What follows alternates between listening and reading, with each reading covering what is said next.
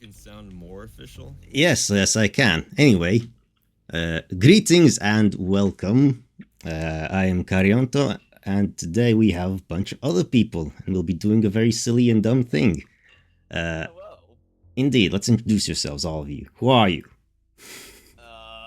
Hello, my name is Hurricane BT of the Hurricane Monastery, your local Min Monk. I'm funny. I think. Moving on. Next person, please. Hello, everyone. I am Call Me CJ. I'm an archivist broadcasting back in time from the far up year of 30XX. What I'm doing right now may be fucking up the time space continuum, but that's okay because it is technically my job. Pleased to meet y'all. Hey, this is Brian VT, just a resident time traveler.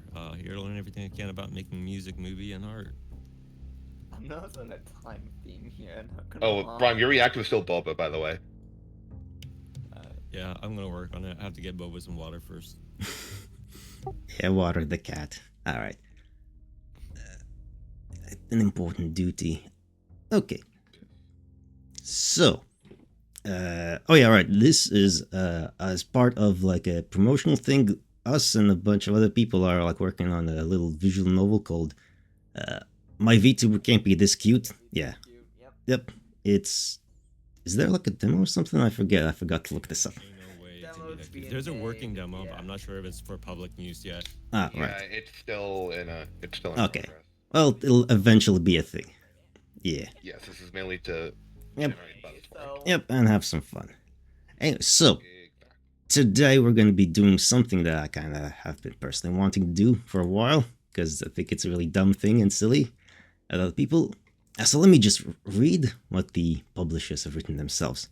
Fox Acre Press more or less proudly presents the somewhat official competitive reading edition of The Eye of Argon by Jim Theis, being possibly the worst story ever written, price free. But if you wish, you can spend lots of money on multiple copies of Fox Acre Press's Scholars Ebook edition of The Eye of Argon, featuring one fine day in the Stygian haunts of hell, being the lore and legend of the fabled Eye of Argon by Darrell Schweitzer, and In Search of Jim Theis by Lee Weinstein, plus a sincere apology from the publisher himself. Available where fine and not so fine ebooks are sold. Anyway, that's what they say. So, you get the tone of being not super serious here. Anyway, what is this properly? The somewhat official competitive reading edition of The Eye of Argon by Jim Theis. This version of The Eye of Argon duplicates, to as far as practicable, and perhaps to something beyond that point, the precise layout of the original as published on pages 27 to 49 of Os van 10, the August 21st, 1970 edition of the monthly publication of the Ozark Science Fiction Association. So this is old, 56 years old now. 54, almost, numbers, whatever, they don't make sense anyway. While it is entirely possible that I have not achieved perfection, my goal was to create a version that presented, word for word, line for line, page for page, the exact contents of the semi-mythical original. I have sought to include every misplaced hyphen, every scratched out error, and every crudely scrawled drawing. Oh yeah, there's drawings. Those are going to be interesting to look at. Anyway, I have set the text in a typewriter font that bears a close family resemblance to the original. I have, within limits and with some effort at judgment calls, faded out the words and letters that are faintest in the original. I have inserted flying caps, squeezed in letters, and other artifacts of the original. So it looks like a mess deliberately. I have not attempted to position the page elements exactly as they were on the original pages, but instead have sought to place them correctly relative to each other. My intent was to provide a standardized text suitable for competitive readings of the text. Using this somewhat official competitive reading text, readers around the world will face the same challenges as each other and as the readers of the original fanzine had to endure and suffer. I have gone easy on modern readers in one respect. I have not attempted to reproduce the colors of the pages onto which the original was printed, because they looked awful. There were like green pages, purple pages, pink, and it was an eyesore, honestly. But if you want, there's a thing likely this vary from one copy of the fanzine to the next in any event, and as this edition is meant to be printed out, I didn't see any reason to waste endless amounts of everyone's ink. Besides, I'm colorblind, and my idea of what the colors are is unlikely to match anyone else's, and the colors have likely faded and shifted over time anyway. However, the truly compulsive out there who have stocks of color papers at hand, here as best I could tell are the page colors. The fanzine was printed double-sided, so each pair of pages was front and back on one sheet, blah blah blah blah. Alright, we're gonna skip over the colors. It's colors, you could see, they vary from all kinds of things. Anyway, the following text is based directly upon the digital version of the Eye of Argon found at URL blah blah blah.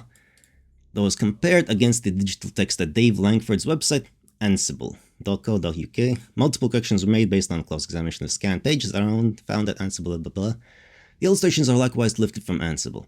Alright, given the many eyes that have scanned the Eye of Argon over the years, I was startled to discover a number of new and hitherto unrecorded errors in the text, which I have included very helpfully. I have likewise excised a number of introduced or false errors, which had crept into the digital text. I hasten to add that I make no claims this is a 100% perfect rendition of the text. Likely there are more errors lurking. If you spot one, drop me a line at the thing. Anyway, given the amazingly low quality of both the text and the typing, I should not have been surprised that unknown flaws were there, still waiting to be unearthed. There is more to it than that. Over and over again, I found myself unable to judge for certain what the proper reading of a mistyped word or phrase should be. I have made the fairest interpretations can, but in many cases it seems likely there will never be a final, definitive reading of a given passage. Readers who want to know more about how this amazing story came to be can purchase the scholarly book edition of the Argon, blah blah blah blah blah blah, for more information. Anyway, how to play the game, the thing we're going to be doing today, properly. Some biblical type shit. What? Yes, this is a work of dedication. It's mythical, this Eye of Argon. Oh, Yeah, anyway, the rules are simple, but are subject to change without notice, rhyme, or reason. So yeah, don't worry about them too much. The readers gather. One player is designated the proofreader. One proofreader may serve for the entire game, but it is more fun if everyone takes turns at this job. There should be at least 2 identical copies of the text, one for the person reading out loud, and blah blah, that's fine, we have all texts. Each player in turn reads the text aloud, precisely as written, and continues reading until he or she varies from the text, or bursts out laughing, or we'll go with about 3 or 4 paragraphs, depending on how long they are. So it switches rapidly. So roughly about half a page will end up being. So yeah, it'll be probably like half a page or so, each of us, and then we'll switch to the next person.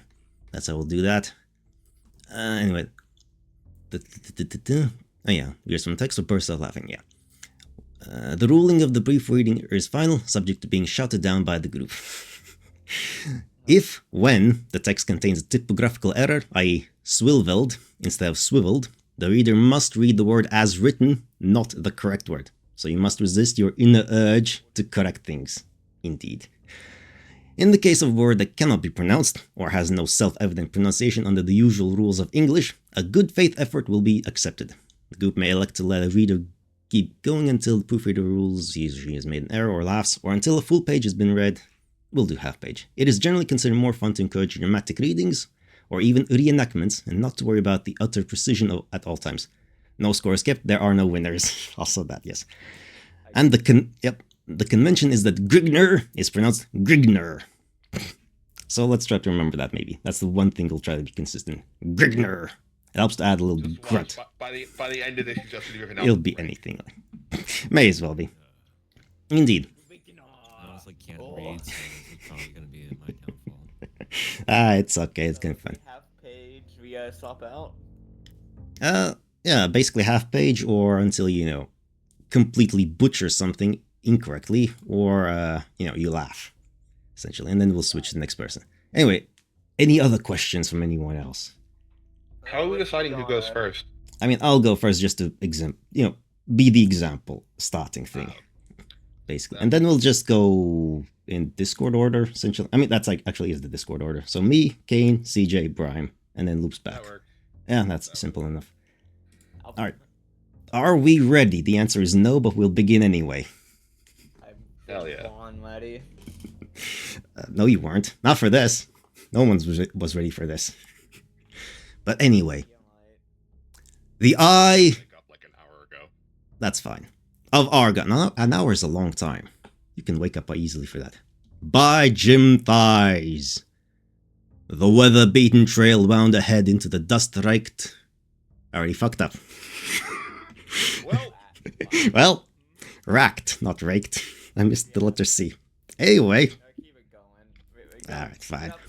guess Racked. Kane's going first. Yep. Oh, I'm going first. Yeah, continue on. Dust. The dust of Mact climbs the Bon Line, which dominates large portions of the Nagorian Empire. You need the PDF, Kane? I got it pulled up. Hold on, I'm Age sending it one to you. hoof prints smothered by the sifting sands of time shone dully against the dust spattered across There the you go. path. The timer's sun This is cast page its 5 of the crunching PDF, by the way. rays of incandescence from overhead, halfway through its daily revolution. Small buildings scampered about, occupying themselves in the daily accomplishments of their dismal lives. Dust sprayed over 3 heaving mounts and blinding clouds while they bore the burdensome cargoes of the struggling overseers. There's gonna be a lot of adjectives. Yeah. What does he have against the Bodens? Oh, he has something against everything. Don't worry about that. Dialogue. Prepare to embrace your creators in the Stygian haunts of hell, barbarian! Gasped the soldier. Only if you've kissed the fleet instead of death, the wretch! Return come, Rigna. A sweeping blade of flashing steel riveted from the massive barbarian's hide, enameled shield as his rippling right arm thrust forth, sending a steel-shod blade to the hilt into the soldier's vital organs. The disemboweled mercenary crumpled from his saddle and sank to the crowded sward, sprinkling the parts dust with crimson droplets like escaping life fluid. Yep, there's lots of also, just not using the words. Euphemisms and all that Yep. shit. He really tries to use woofus. There's going to be some beautiful ones. Tell me more about that life fluid. Yep. Your mom knows about it. I'm pretty sure that just means boy milk. Ah. I If your had to. if your boy milk is crimson, you should go to a doctor. Yes, you should. Yeah. Indeed. You wanna know piss should be crimson? Yeah, sure. That's totally what I was talking about. Yes. Let's go with that.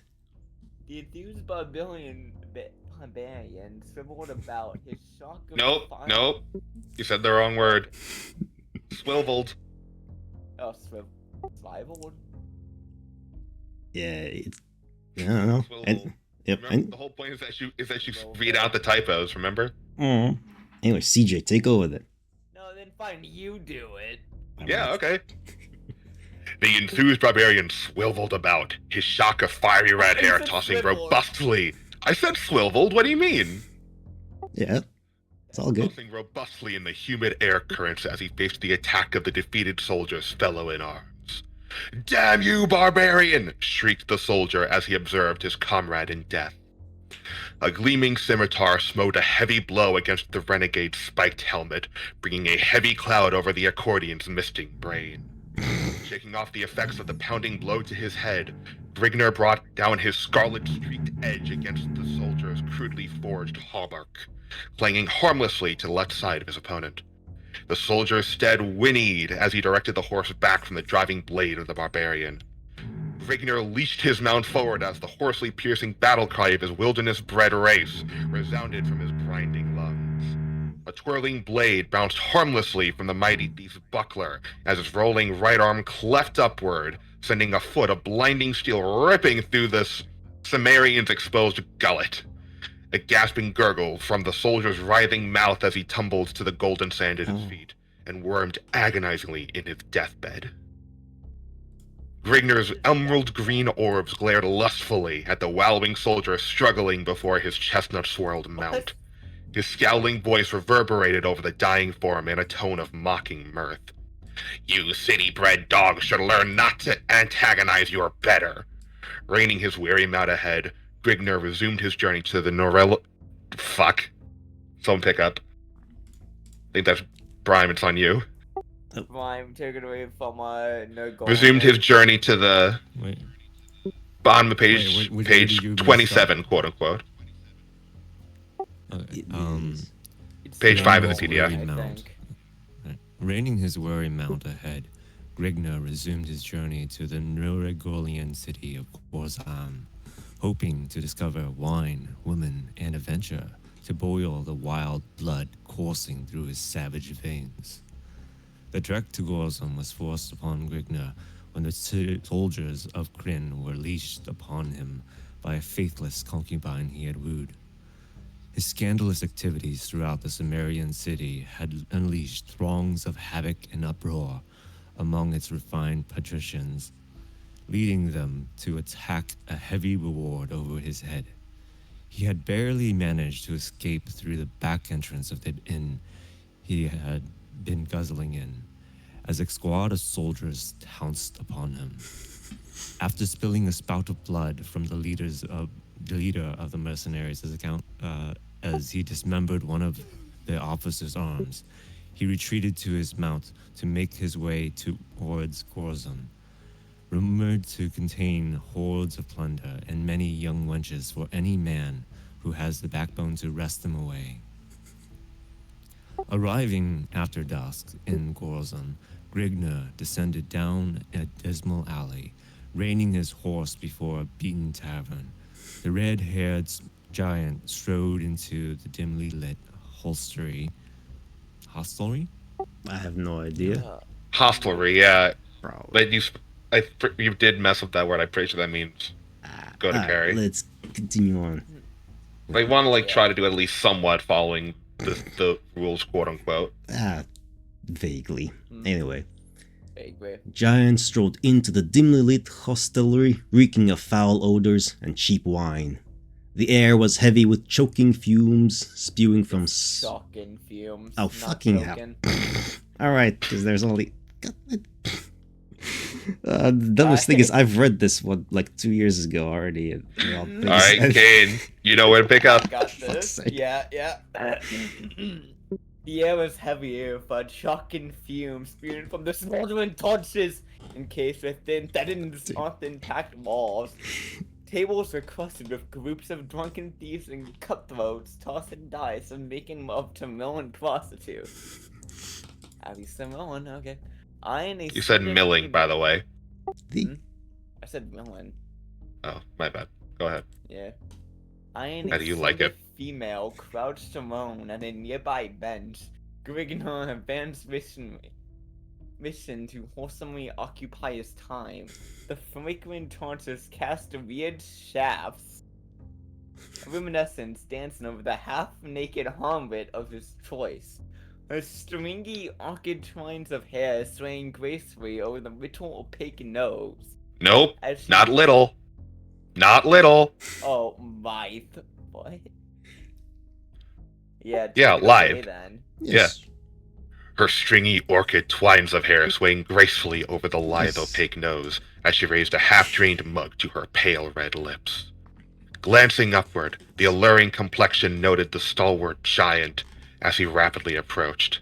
A faint glimmer sparked from the pair of deep blue ovals of the amorous female as she moaned, "Fuck." Oh, Deep blue God. ovals. You can't just say eyes. Deep blue ovals. Mhm. You can't say eyes. Yeah, no. Eyes. He doesn't like Yeah, saying no. eyes. Those are spears and ovals. Emotion. Yeah. A faint glimmer sparked from the pair of deep blue ovals of the amorous female as she motioned towards Grigner, enticing him to join her. The barbarian seated himself upon a stool at the wench's side, exposing his body. Knitted, save for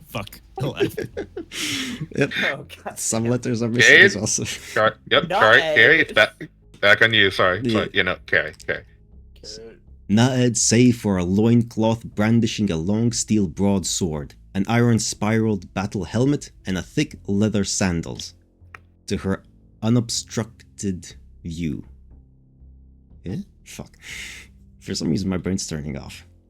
Thou hast I need mean, to have you occupy read it. this? Yes, I have. That's the Yeah, point. of course you. So it's kind of obvious to why your brain is turning off. Thou hast need to occupy your time, barbarian. Question female. Alright. It was whatever. Everyone's gonna have a different voice anyway. Only if something worth offering is within my reach, stated Grigner as his hands crept to embrace the tempting female who welcomed them with open willingness. From where do you come, barbarian, and by what are you called? Gasped the complying wench, as Grigner smothered her lips with the blazing touch of his flaming mouth. Okay.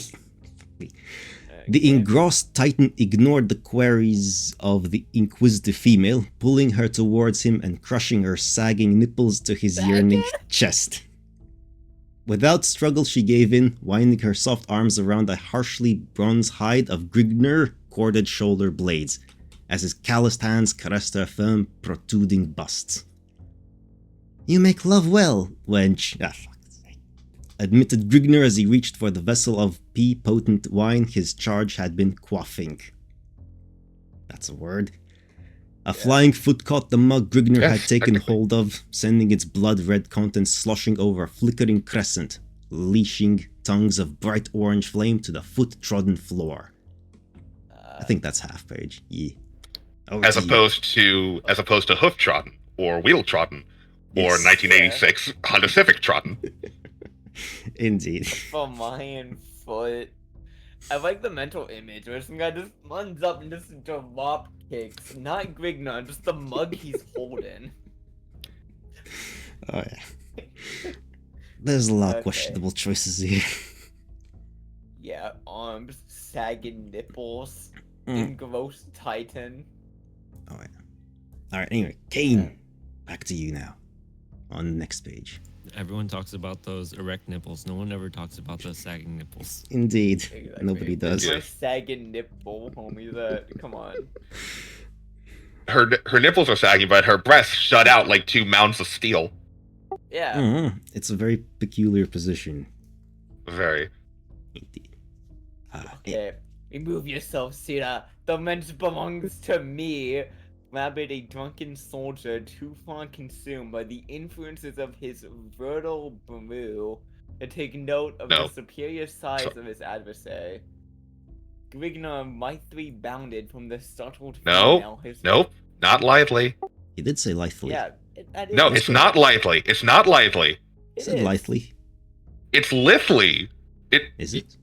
There's no E. There's no E. Right?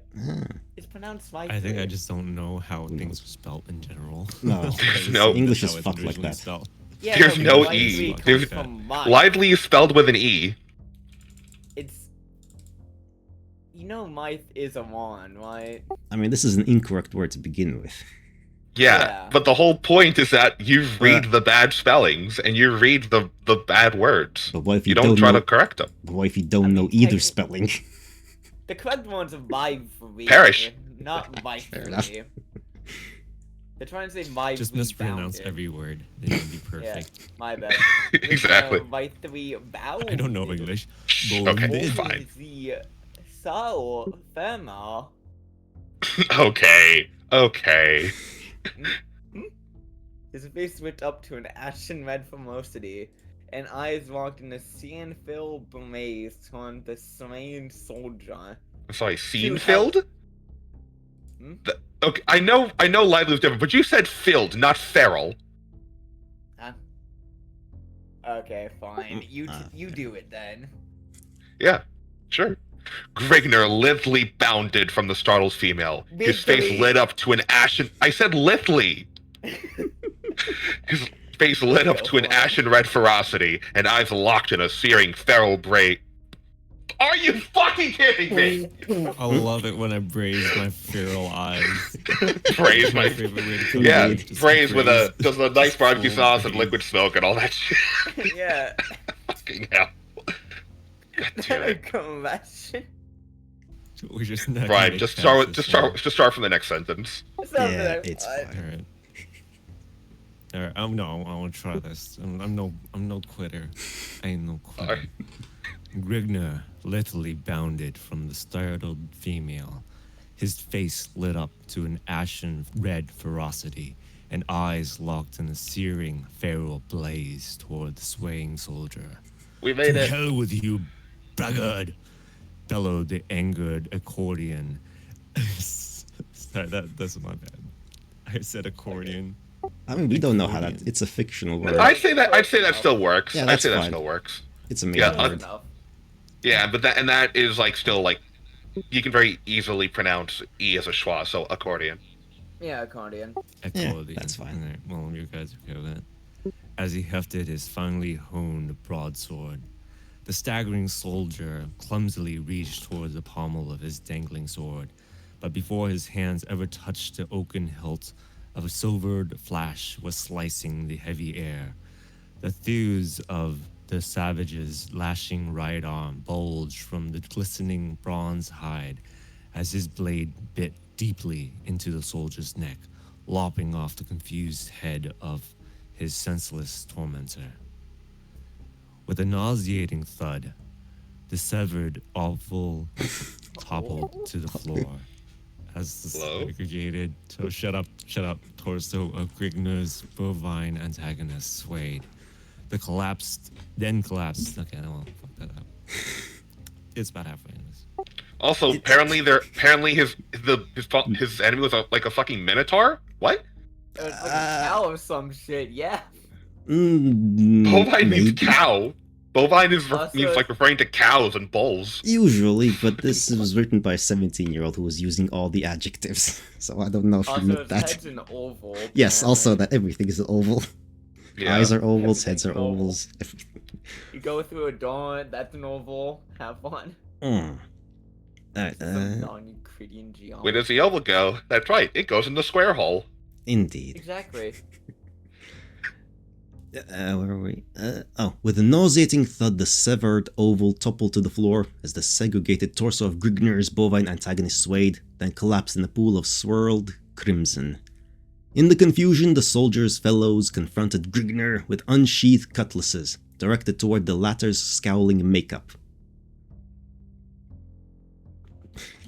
The slut should have picked his quarry more carefully, roared the victor in a mocking baritone growl as he wiped his dripping blade on the prostrate form and returned it to its scabbard. The fool should have shown more prudence, however, you shall rue your actions while rotting in the pits, stated one of the sprawled soldier's comrades. Rotting in the Yeah. pits. Grigner's hand began to remove his like blade Google, from yeah. its leather housing, but retarded the motion in face of the blades waving before his face. Dismiss your hand from the hilt, barbarian, or you shall find a foot of steel sheath in your gizzard. Grigner weighed his position, observing his plight, whereupon he took the soldier's advice as the only logical choice. To attempt to hack his way from his present predicament could only warrant certain death. He was of no mind to bring upon his own demise if an alternate path presented itself. The will to necessitate his life forced him to yield to the superior force in hopes of a moment of carelessness later upon the part of his captors in which he could effect a more plausible means of escape. That's a sentence. Yeah. That was One of a something. kind. That was what the hell was sentence. Commas, please. Good God. Yes, separate the thoughts. At Why least use comma? because you need breathe. Breathing is for cowards. Maybe. You may steady your arms. I will go without a struggle. Your decision is a wise one, yet perhaps you would have been better off had you forced death. The soldier's mouth wrinkled to a sadistic grin of knowing mirth as he prodded his prisoner on with his sword point. Alright, and there. Hey, so right, and Yeah, we get I the see. first pictures. Well, Fucking. What is Oh, this? that is a caricature of a caricature. Jesus yes, it Christ. is. That's Doctor Strange, right? I think that's Doctor That's Strange. fucking or Ming the like Merciless. That's before those, even, I think. That's somebody. It is somebody. Yeah. Oh my god. Anyway, Kane, you're up. With him staring at Good me? man indeed. Okay. I'm putting an image in the Collab chat. Again, that is just fucking Ming the Merciless. Yeah, yeah. Yeah. Just with a wig on. Yeah. After an indiscriminate period of marching through slinking alleyways and dim moonlighted streets, the procession confronted a massive circuito. That's fine. The palace. That's a bullshit word. Yeah. The palace area is surrounded by an iron grating with a lush garden upon all sides. The group was admitted through the gilded gateway and Grignon was led along a stone pathway, bordered by plush vegetation, lustfully enhanced by the moon's shimmering rays. Oh, look at that lustful vegetation. Is he Lustful fucking the vegetation. plants? He's fucking the prince, guys. Upon reaching the palace, the group was granted entrance, and after several minutes of explanation, led through several winding corridors to a richly draped chamber. Confronting the group was a short, stocky man seated on a golden throne. Tapestries of richly draped regal blue silk covered all walls of the chamber, while the steps leading to the throne were painted with sparkling white ivory. The man upon the throne had a naked man seated at each of his arms, and a trusted advisor seated in back of him. At each corner of the chamber, a guard stood at attention, with upraised pikes supported in their hands, golden chainmail adorning their torsos, and broad helmets emitting scarlet plumes enshrouding their heads. The man rose from his throne to the dais surrounding it. His plush turquoise robe dangled loosely from his chunky frame. That's half page. Someone take it away. The soldiers surrounding Grigner fell to their knees with heads bowed to the stone masonry of the floor in fearful dignity to their sovereign, liege. Explain the purpose of this intrusion upon my chateau. Your serenity, resplendent in noble grandeur, we have brought this yokel before you, the soldier gestured toward Grigner, for the redress, or all your all-knowing wisdom and judgment regarding his fate. Down on your knees, lout, and pray proper homage to your sovereign, commanded the pudgy noble of Grigner. By the surly beard of Mrithk, Grigner Fuck. I said Beals. I heard said Beals. Almost. Yeah.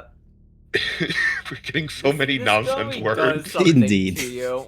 It will Okay. do something to us. It is just made to trip you up. Jesus It Christ. is unintentionally, so it's kind of magical like that. Anyway, Brime. Unmute yourself, by the way. It's blind For all we know, this man spot. just has a massive case of undiagnosed dyslexia. Ah, maybe. I feel like that's me though. By the surly beard of Mrithk, Grigner kneels to no man, scowled the massive barbarian. You dare to deal this blasphemous act to me. You are indeed brave, stranger. Yet your valor smacks of foolishness. I find you to be the only fool, sitting upon your pompous throne, enhancing the rolling flabs of your belly in the midst of your elaborate luxury. And the soldier standing at Grigner's side smote him heavily in the face with the flat of his sword, cutting short the harsh words and knocking his battered helmet to the masonry with an echoing clang. The punchy noble's sagging round face flushed suddenly pale, then pastely lit up to a lustrous cherry-red radiance. His lips trembled with malicious rage, while emitting a muffled, sibilant gibberish. His sagging flabs rolled like a tub of upset jelly, then compressed as he sucked in his gut in an attempt to conceal his softness. That's one hell of an image, honestly. Mhm. Saggy flabs. Upset jelly. That's an interesting one, actually. I forgot. Jelly. It's very sad.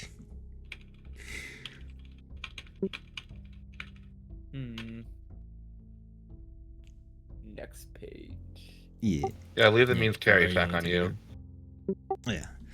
The prince regained his statue, then spoke to the soldiers surrounding Grigner, his face conforming to an ugly expression of sadistic humor.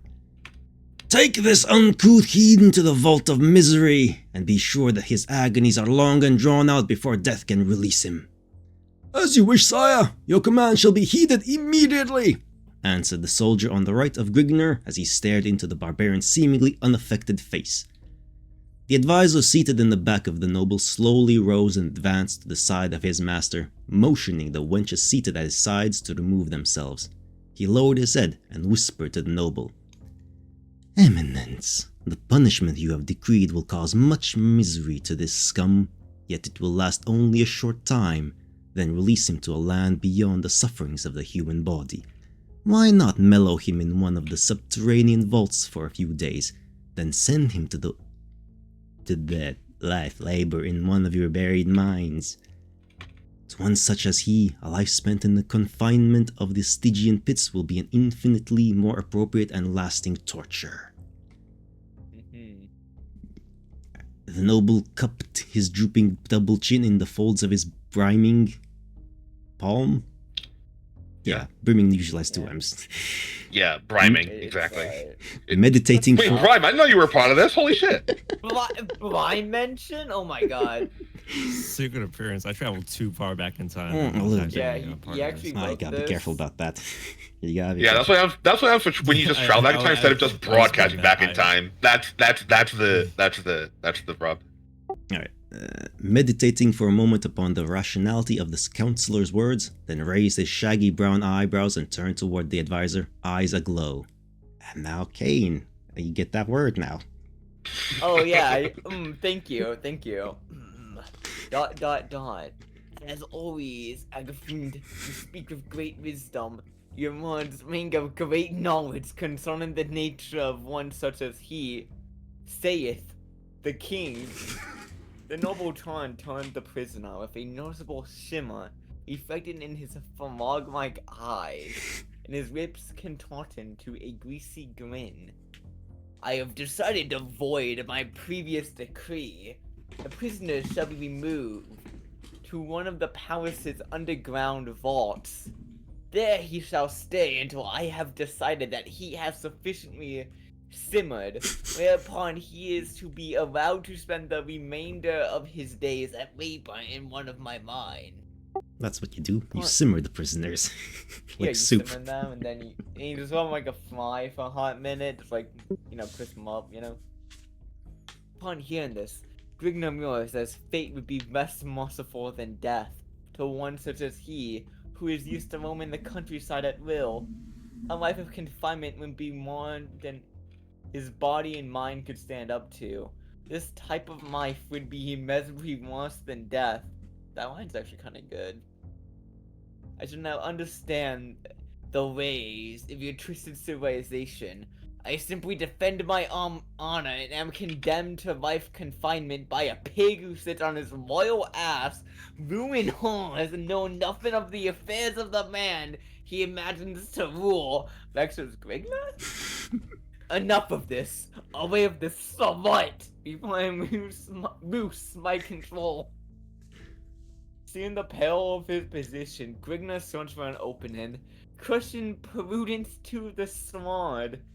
He plowed into the soldier at his left arm, taking hold of his sword, and bound to the dais upon the prince. Before the startled guards could regain their composure, Agathund leaped Grigna and his sire, found a sword blade permeating the length of his ribs before he could loose his weapon. I like that this guy has gone from king to prince to liege to all sorts of things. Hey yo, look at those labs. We Indeed, have look that's at a- this. Bro smoking a joint in Everything. in nondescript fantasy worlds. God damn, alright. Yeah, look That's at probably that. what they meant by lustful. Look at the opposite jelly as well. That's they not a call it double chin. Grigna That's a sword. quadruple chin. Oh, my yeah. goodness. Holy shit. Hold on, That's a big ass there's chin. one. Yeah, that is four. That is a quadruple chin. No fucking way. Also, I like how it looks like he just has a streak of body hair, like he has the color, Oh yeah, nothing, and then bare skin. it does actually. Oh god, he's. Clearly it's just like Imagine a going collar here on thing. your but- shoulders like Where's that. the pendant hanging from? Wait, Shh! Don't question it's it. not. From his nipples, obviously. Yes. No, Oh, it's def- like yeah, nipple yeah. piercing. His rock hard, Gets rock wrong. hard nipples on his sagging breasts. Yeah. It's nipple piercings, Mhm. Yeah, exactly. Like fucking door knockers. Yeah. The counselor slumps to his knees as Gregner slid his crimson braid. Fuck. I'm just gonna go at it again. The counselor slumped to his knees as Gregner slid his crimsoned blade from Agthund's rib cage.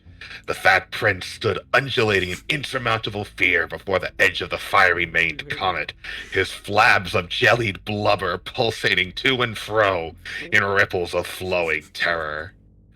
"Where is your wisdom and power now, your majesty?" growled Grigner. The prince went rigid as Grigner discerned him glazing over his shoulder. He slivered to note the cause of the noble's attention, raised his sword over his head, and prepared to leash a vicious downward cleft, but fell short as the haft of a steel-rimed pike clashed against his unguarded skull. Then blackness and solitude. Silence and shrouding, and ever peaceful reigned supreme. "Before me, sirrah! Before me as always! Ha ha ha ha!" Nobly cackled. Doesn't say who, just the world itself nobly cackled. Yeah. Consciousness returns to Grigner in stigmatic pools as his mind gradually cleared of the cobwebs cluttering his inner resources. Yet the Stygian cloud of charcoal ebony remained. An incompatible shield of blackness enhanced by the bleak absence of sound. Grigner's muddled brain reeled from the shock of the blow he had received to the base of his skull. The events leading to his predicament were slow to filter back to him.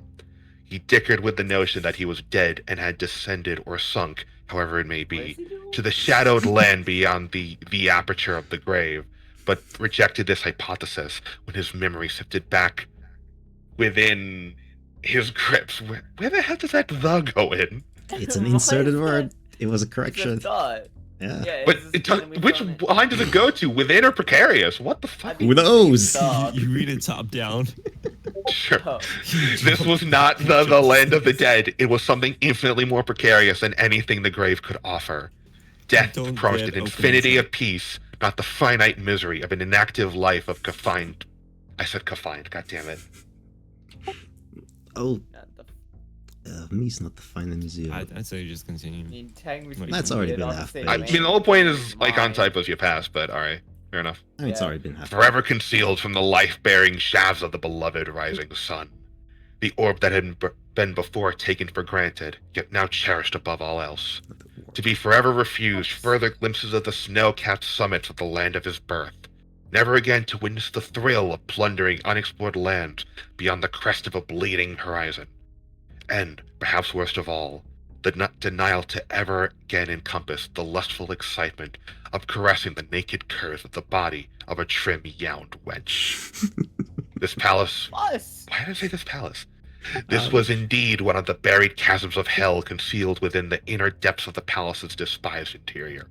A fearful ebony chamber devised to drive to the brinks of insanity the minds of the unfortunately condemned through the inapt solitude of a limbo of listless, dreary silence. Yay! All right. I'm noticing they like using the word "must" a bunch. Not gonna Yes. Yeah. It- Also, It's an- page marking 3.5. No, it's chapter 3.5. Because this is chapter 3. But he decided, yeah, 3.5. Fuck Platform 3 and 4/4. Fair enough. it. Almost. Anyway, Brime. lie. Take it away. Okay. A tightly rung elliptical circle or torches cast their wavering shafts. Okay, we prancing got that, right. orbitally over the over the smooth surface of the rectangular ridged altar. Expertly chiseled, forms of grotesque gargoyles grace the oblique rim, protubrating the Sure. length of the grim orifice of death. Yeah. Staring forever ahead into nothingness in complete ignorance of the bloody rites enacted in their presence. Round flaking stains decorated the golden surface of the ridge surrounding the altar, which banked to a small slit at the lower right-hand corner of the altar. The slit stood above a crudely pounded pail, which had several silver meshed. Someone want to take over? Yeah, Carrie, back to you. Okay, take it away. Alright, Okay, brown flaking stains decorated the golden surface of the ridge surrounding the altar, which banked to a small slit at the lower right-hand corner of the altar. The slit stood above a crudely pounded pail which had several silver meshed chalices hanging on its sides, dangling at the rim of golden mallet, the handle of which was engraved with images of twisted faces and groved at its far end with slots designed for a snug hand grip. The head of the mallet was slightly larger than a clenched fist and shaped into a smooth oval mass. I'm glad we got a whole paragraph to describe this thing. Whatever that even is. Totally worth it. Yep. Encircling the marble altar was a congregation of leering shaman. Eerie chants of bygone age, originating unknown eons before the memory of man, were being uttered from the buried recesses of the acolytes' deep lings. Orange paint was smeared in generous globules over the tops of priests' wrinkled shaven scalps, while golden rings projected from the lobes of their pink ears. Ornate robes of lustre, purple satin enclosed their bulging torsos. Attached around their waists with silvered silk lashes, latched with ebony buckles in the shape of morose, misshaped skulls. Dangling around their necks were oval-fashioned medallions held by thin gold chains. Oh, featuring medallions, not medallions. It's misspelled. Is it? Yeah. Oh, it's 2 L's usually, Medall- right? Yeah, medallion has 2 L's. And I was doing so Yeah. well, I even noticed fashioned before that one. Yeah, it's medallions. It's difficult. Anyway, we're Yeah. getting exposition how these guys look, but no image, Yeah. which is sad. I completely have lost track. Which paragraph are we on? We are on Page paragraph- 33. Yes. Page 33, right? Yep. 33, second Ornate paragraph. robes. No, it's Second fashion. par- Dangling around. Yeah, it's just below half of the paragraph. You can see Dangling around their necks were oval-fashioned medallions held by thin gold chains, featuring in their centers blood red rubies, which resembled crimson fetish eyeballs. Cushioning their bare feet were plush red felt slippers with pointed golden spikes projecting from their tips. Situated in front of the altar and directly adjacent to the copper pail was a massive jade idol. A misshaped, hideous Yes. bust of the shaman's pagan deity. The Nope, shimmering that's not spelled right. That's deity. Yeah, Yeah, you're on a yeah, diet deity. there. Deity, yeah. You still no deity, not deity. That's DEI. D-I is pronounced D. No, it's diet. In what world is DI pronounced D? I mean, English is Deity. bullshit, but yes. English Yeah, is English English is is bullshit, really yeah. bullshit. But it's not But- deity, so that's the regular Yeah. pronunciation, I think. Is it deity? Deity is normal. Well, I guess you so could pronounce it deity. It's pronounced and either. deity. Both are common. The only one that's not is pronouncing it wrong, which is deity, because it is DIETY. Yeah, it's deity. I think it could still be broken down as deity. Just because. Sure, it's fine. It's fine. Go ahead. It's- We're it's good. whatever. We're good. Yeah, You're good, Kane. Keep going. Yay! Calm down, What the hell, CJ. where was I? I lost my place. Okay. The shimmering green idol was placed in a sitting position on an innately carved golden Position, throne. bro. Yeah, just take it away. Yeah, there's no going back from that one. The shimmering no green recovery. idol was placed in a sitting posture on an ornately carved golden throne raised upon a round, ivory-plated dais. As fuck, I said the as twice. God damn it! It's fine. It's fine. Just keep it going. Its bulging arms and webbed hands resting on the padded arms of the seat. Its head was entwined in golden snake-like coils hanging over its oblong ears, which tapered off to thin hollow points. Its nose was a bulging triangular mass, sunken in at its sides, with tall gaping nostrils. Dramatic beneath the nostrils was a twisted, shaggy-lipped mouth, giving the impression of a slavering, sadistic grimace. At the foot of the heathen deity, a slender, pale-faced female, naked but for a golden jeweled harness enshrouding her huge outcropping breasts, supporting long silver laces which extended to her thigh, stood before the pearl-white field with noticeable shivers traveling up and down the length of her exquisitely molded body. Her delicate lips trembled beneath soft, narrow hands as she attempted to conceal herself from the piercing stare of the ambivalent idol. Glaring directly down towards her was a stony, cycloptic face of the bloated deity. Gaping from its single oblong socket was scintillating many faceted scarlet emeralds. None of those are valid. A brilliant gem seeming to possess a life all of its own. A priceless gleaming stone capable of dominating the wealth of conquering empires. The Eye of Argon. Ba, ba, ba, ba. Yay, title drop. It only gets so hard. And roll credits. Not yet. How even are we? We're on page. We are on page like, 12 in the of story. 27 to 29-ish. Like, in the story, where are we? Like, physically? Where Who the fuck knows? I don't know. Place. In the I Queen's think Who we're the in Chamber, fuck dungeons. knows? Who the fuck cares? we are, yeah, we are in a city, underground. We're in the cavern somewhere. Yeah, we're past some cultists or something. I don't know. Yeah, it's something, you know. Like, I've read this once and I've heard it like several times, read else, and I have no idea what the story is about, honestly.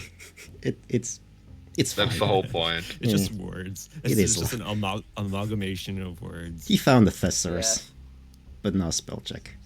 All right, am I picking up? Yes. Chapter Yes. 4. All right. Or knowledge. All knowledge of measuring time had escaped Grigner. When a person is deprived of sun, moon, and stars, he loses all conception of time as Lucis. he previously understood it. Lucis? Oh, fuck. It is Lucis. Wait, did I say Lucis or loses? You said losers. You said losers. Sounded close fine. enough. All right. It's fine. Keep going. Kari, are you taking over or am I? Nah, keep going. Keep Just Yeah, keep going, no, keep going. Keep it going. Just keep going. It seemed as if years had passed, if time were being measured by terms of misery and mental anguish.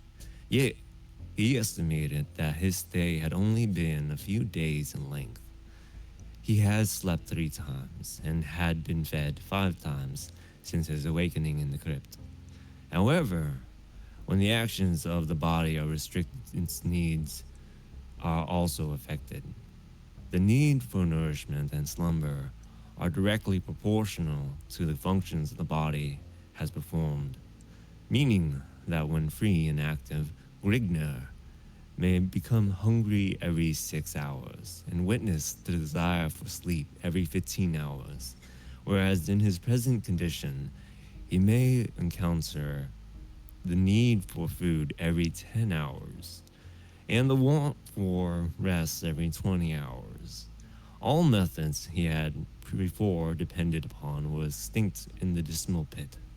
Hence, he may have been imprisoned for 10 minutes or 10 years. He did not know, resulting in a disheartened emotion deep within his being. The food, if you can honor the moldering lumps of fetid mush to that extent, was borne to him by 2 guards who opened a portal at the top of his enclosure and shoved it to him in wooden bowls, retrieving the food in water bowls from his previous meal at the same time, after which they threw back the bolts on the iron latch and returned to their other duties. Since deprived of all other means of nourishment, Grigner was impelled to eat the tainted slop in order to ward off the pangs. How would you read that? Things? Yeah. Things. Pangs? Yeah, your Pangs first. of starvation. It's misspelled, but such a way that Yeah, makes the it legal reads as pronunciation pangs, but then it would be correct. also be pangs. Okay. It's pangs. Hello. As he stuffed it into his mouth with his filthy fingers and struggled to force it down his throat, he imagined it was that which had been spurned by the hounds stationed at various segments of the palace. I think is that about a half? Yeah, I think so. These are Yep. long paragraphs. They're expositoring a lot of actions.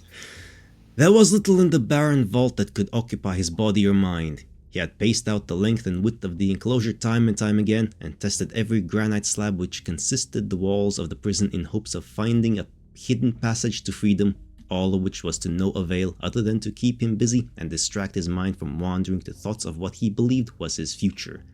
He had memorized the number of strides from one end to the other of the cell, and knew the exact number of slabs which made up the bleak dungeon.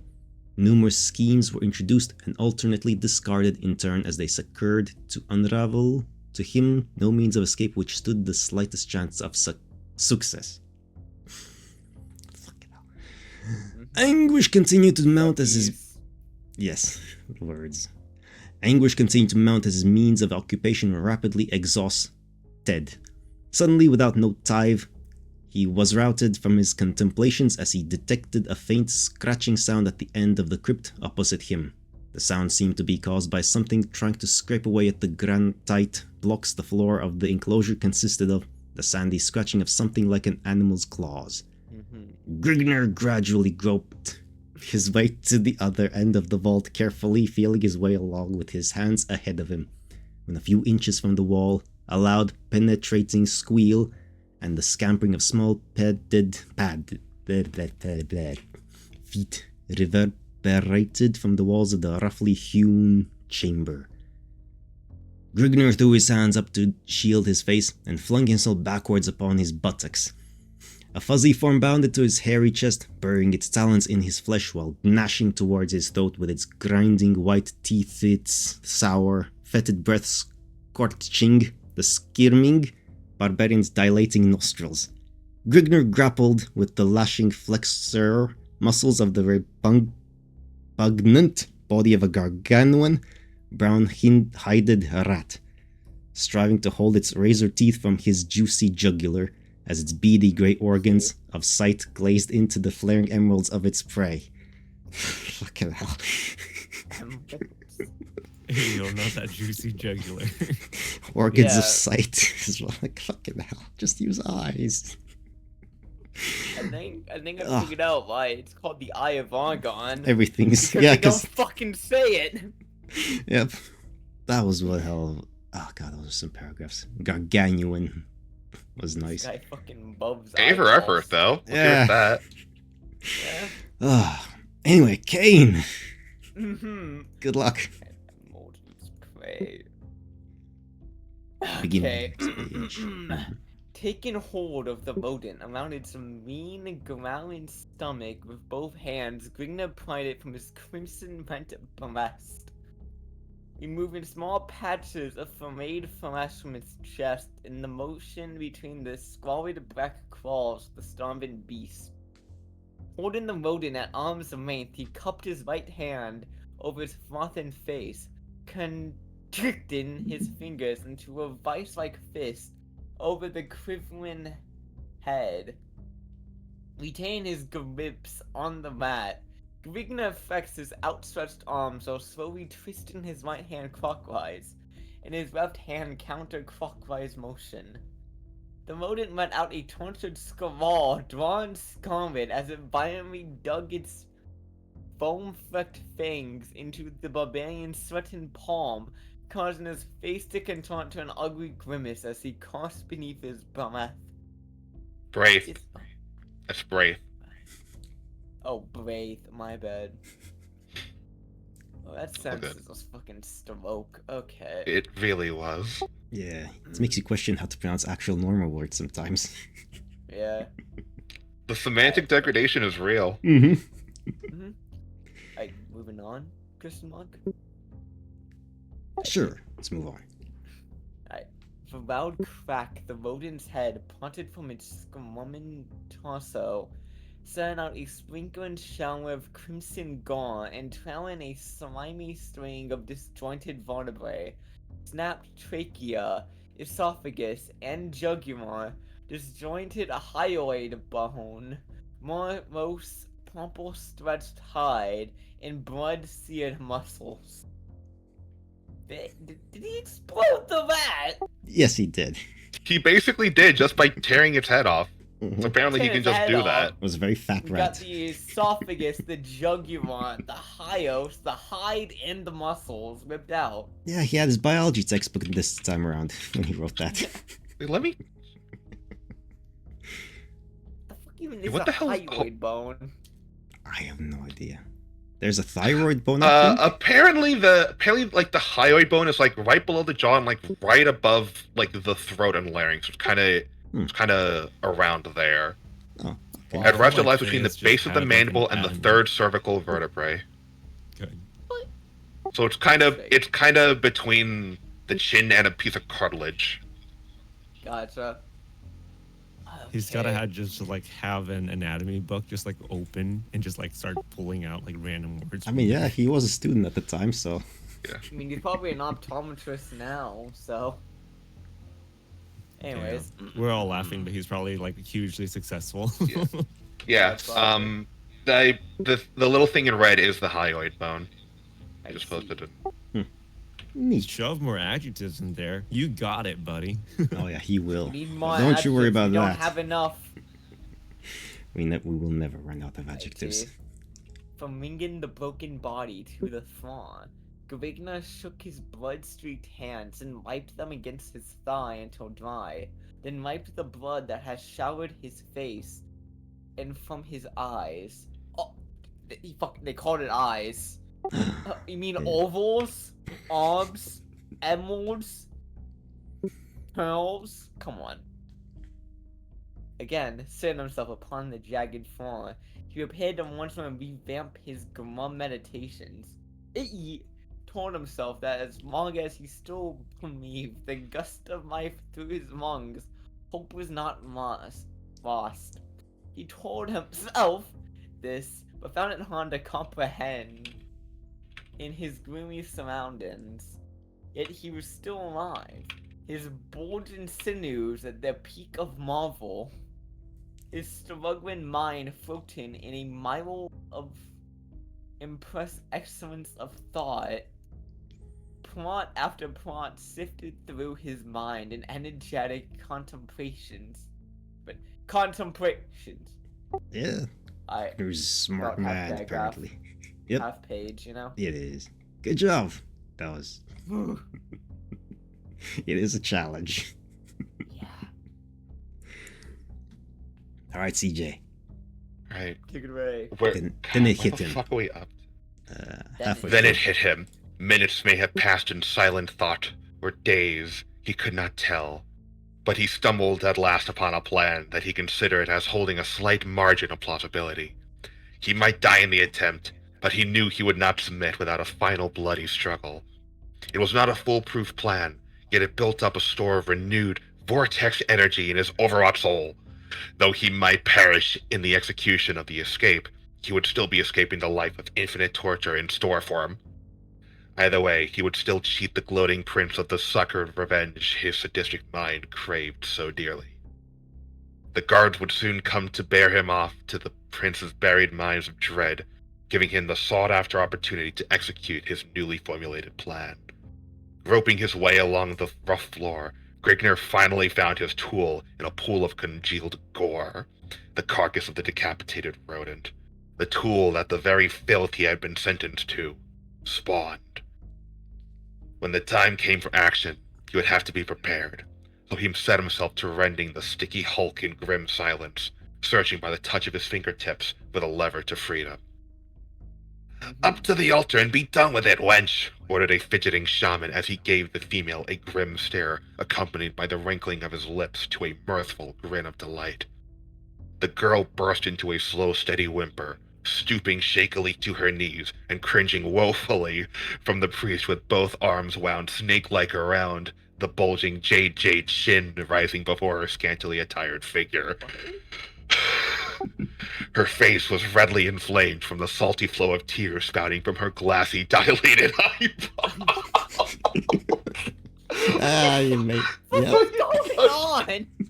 Glassy, dilated eyeballs. Eyeball- She just went to a fucking optometrist and they put the drops in her eyes. She can barely see anything. Yeah. I'm calling it. This guy is now fucking optometrist in this day and age. Like, how would you talk about eyeballs? Bro, just the wedge leave deciding go stage right and sits down chair and the guy goes 1 or 2.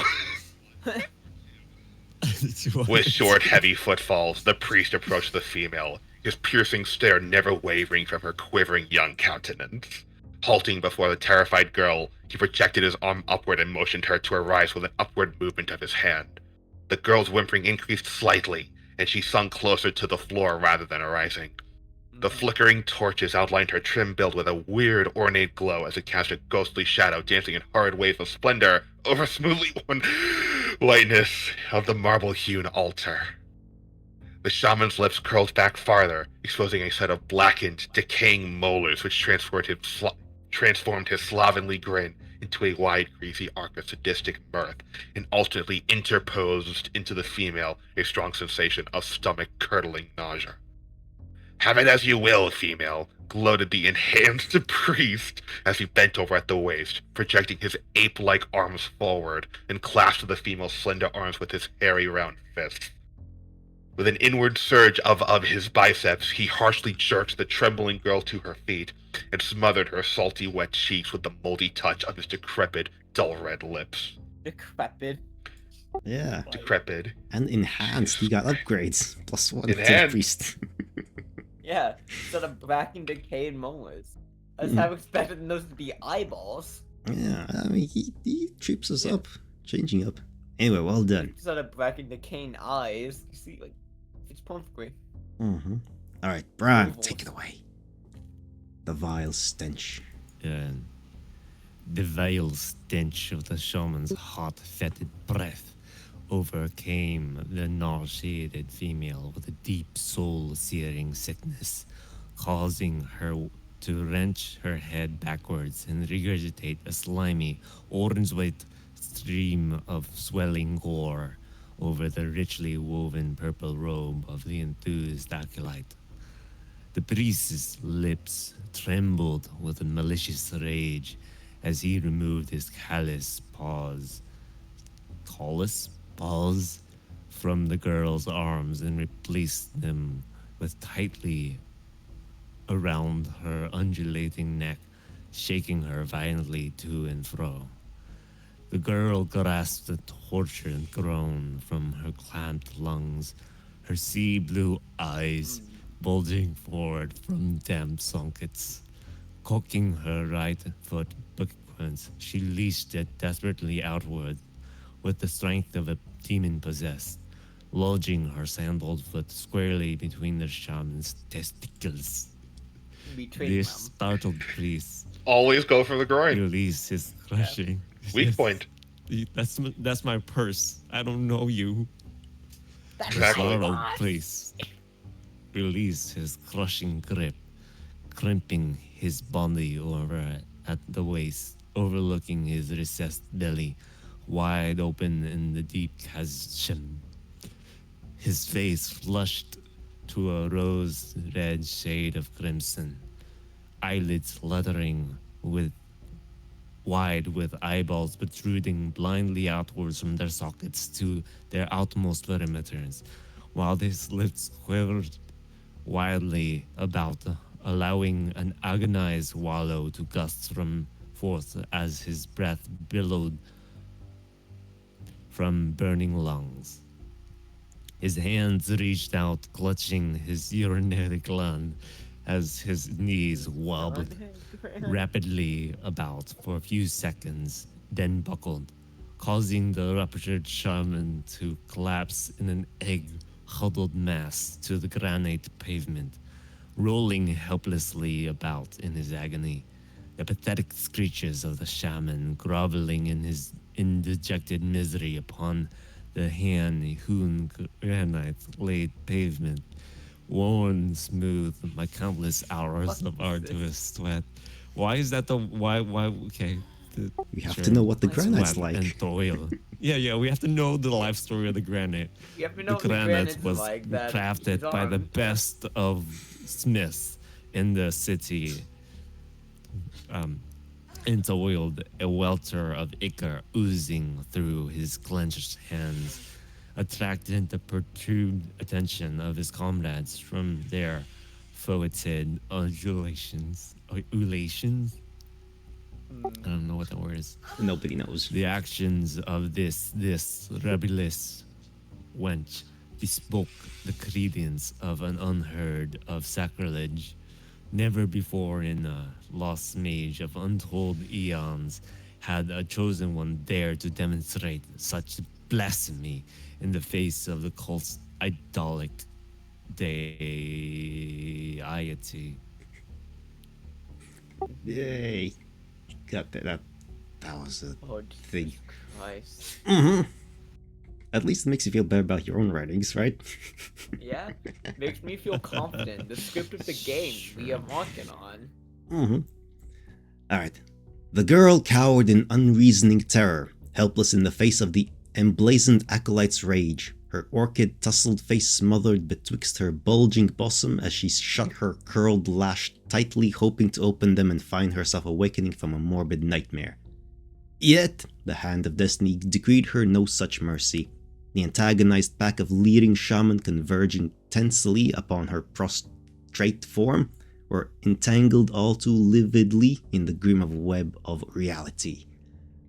Shuddering from the clammy touch of the shaman as they grappled with her, supple form hands wrenching at her slender arms and legs in all directions, her bare body being molested in the midst of a labyrinth of orange smudges, purpled satin, and mangled skulls. Shadowed in an eerie crimson glow, her confused head reeled, then clouded in a mist of enshrouding ebony as she lapsed beneath the protective sheath of unconsciousness to a land peach and resign. To a land peach, sure. Man, peach and Land resign, peach, yeah. indeed. What's not to understand there? I like it when I man peach and resign. Indeed. Take hold of this rope, said the first soldier, and climb out from your pit, slut. Your presence is requested in another far deeper hellhole. Grigner slipped his right hand to his thigh, concealing a small opaque object beneath the folds of the G-string wrapped about his waist. Brine wells swelled in Grigner's cold, jade-squinting eyes, which grown accustomed to the gloom of the Stygian pools of ebony engulfing him, were bedazzled and blinded by flickering radiance cast forth by the second soldier's resin torch. Tightly gripped in the second soldier's right hand opposite the intermittent torch was a large double-edged axe, a long leather wound? Both? I have no idea. It could be either wound oaken handheld transfixing the center of the weapon's iron head. Adorning the torsos of both of the sentries were thin yet sturdy hauberks, the breastplates of which were woven of tightly hemmed twines of reinforced silver braiding. Cupping the soldiers' feet were thick leather sandals wound about their shins to 2 inches below their knees. Wrapped about their waists were wide satin girdles with slender bladed poniards, dangling loosely from them, the hilts of which featured scarlet-encrusted gems resting upon the manes of their heads, and reaching midway to their brows were smooth copper morions. Spiraling the lower portion of the helmet were short, up-curved silver spikes, while a golden hump spired from the top of each bassinet. Beneath their chins, wound around their necks and draping their clad shoulders, dangled regal purple satin cloaks which flowed midway to the soldiers' feet. God, that's a very extensive description. Right.